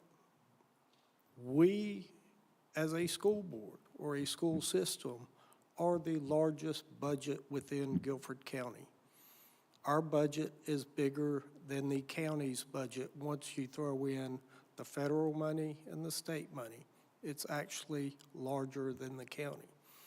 And I have always impressed on the public, be involved. If you want to know where money goes or see how it is spent, and understand, because there's a lot of misunderstandings over where and how money is spent. So be involved and come out to those meetings. Also, traffic issues within the school system is always a big discussion. I will say, because I am involved in several meetings within Northwest Community, out in Stokesdale. If you have children that attend Stokesdale Elementary, they are going to have a discussion at their next board meeting. And I do know Mike Ritchie is going to be out at the community at that time to answer questions. And just as Oak Ridge Elementary, they have traffic issues out there, where those issues are actually backing up into a community. Their issues are actually backing up onto the highway. So traffic is a big concern, and hopefully we can start getting some changes made to address those issues. And again, I'd like to say thank you. Thank you. Thank you. Anyone else to speak, wish to speak? With that, closing the public comment section, we're going to be going into closed session. So we're going to have council comments before that. We'd love it if you hang around, but we'll do council comments first. Mr. Greason. No comments. Mr. Stone. Sometimes progress is ugly, but progress nonetheless. Thank you. Mr. Harton. It's been a long night. I want to thank everybody that hung in here, and I think the committee chairs that spoke tonight and expressed their opinions, whether it was once or twice, depending on the public comments. I think at least I heard you pretty clearly. Mr. Kinnaman, I share a desire to have as many people give blood as possible. The United Methodist Church does a great job, and I happened to get back probably about 16 hours before I gave blood the last time for my trip across the pond. But they do a great job. The last thing I'd just like to say, and I think he left, but when I come to town hall, one thing I enjoy a lot is the painting by Roy Nydorf. And even though I won't be here, I understand he's having a thing in High Point somewhere. Mm-hmm. So I encourage you to go down and check out his artwork. I forget exactly where it is, but he's one of our local artists. And again, when I come in, I feel like I can step into that field of tobacco. Ms. Schneider. Hi, I want to thank everyone also for hanging in here. Special thanks to the scouts. I see Maggie, who's also a scout, is here. And I was so happy to have Autumn be part of the meeting tonight, and Sophia, and I saw Lindsay here. And all of these young women have been in my citizenship in the community merit badge sessions, and I just love seeing them anywhere I go. Thanks for being here. Again, the blood, especially we're leading into the holiday season. Between now and the end of the year, just about every major religion has a holiday of some sort. We also have the Thanksgiving. So one of the best gifts you probably can give that doesn't cost you any money and gets you some really nice cookies and stuff is to donate blood. If you donate blood, you can help 3 people. Summit Church, I forget, they may have already had it, but they had or are having a blood drive very soon. Methodist Church has one every even month, the second Monday of every even month, so there's going to be one just before Christmas. So if you're looking to find a Christmas gift you can give to 3 people you don't know, but you can change your life, consider donating blood if you can. As to our process up here, no question, making policy has been described as making sausage. It's not pretty. It can take a long time. I think to some degree, because this issue has taken so long to even get to this point, is because we've struggled with it. So I would say the process is actually working. We've now considered, like I said earlier, we've taken your input. Mr. Greason made the motion. Let's take 2 months to sit on this and absorb it, process all the input, and decide what to go forward with it. So that's an opportunity for you to come to us and tell us how you feel directly. It's also an opportunity to reach out to other residents. The other residents in town are an audience and a stakeholder, so it's right to ask them what they want. But I think, as messy as it looks, the process is moving because, like I said, we took a breath tonight, and I think a lot of people probably came tonight expecting we were going to make a decision. But based upon your input and things like that, we're taking a breath.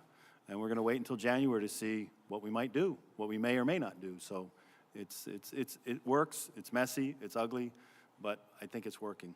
With that, we need a motion to go into closed session to discuss a matter with the attorney-client privilege by providing instructions to the town attorney about handling or setting claims, litigation, or other proceedings per those numbers.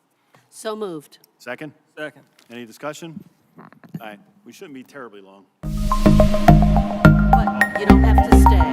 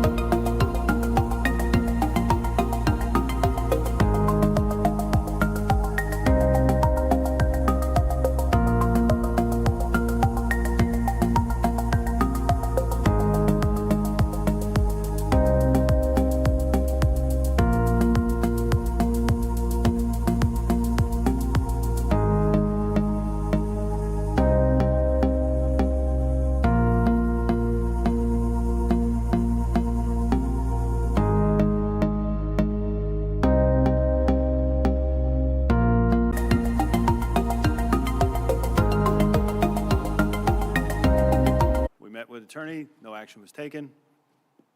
And now we're ready for a motion to adjourn. Is Make there a motion, we to adjourn. Second. All those in favor say aye. Aye.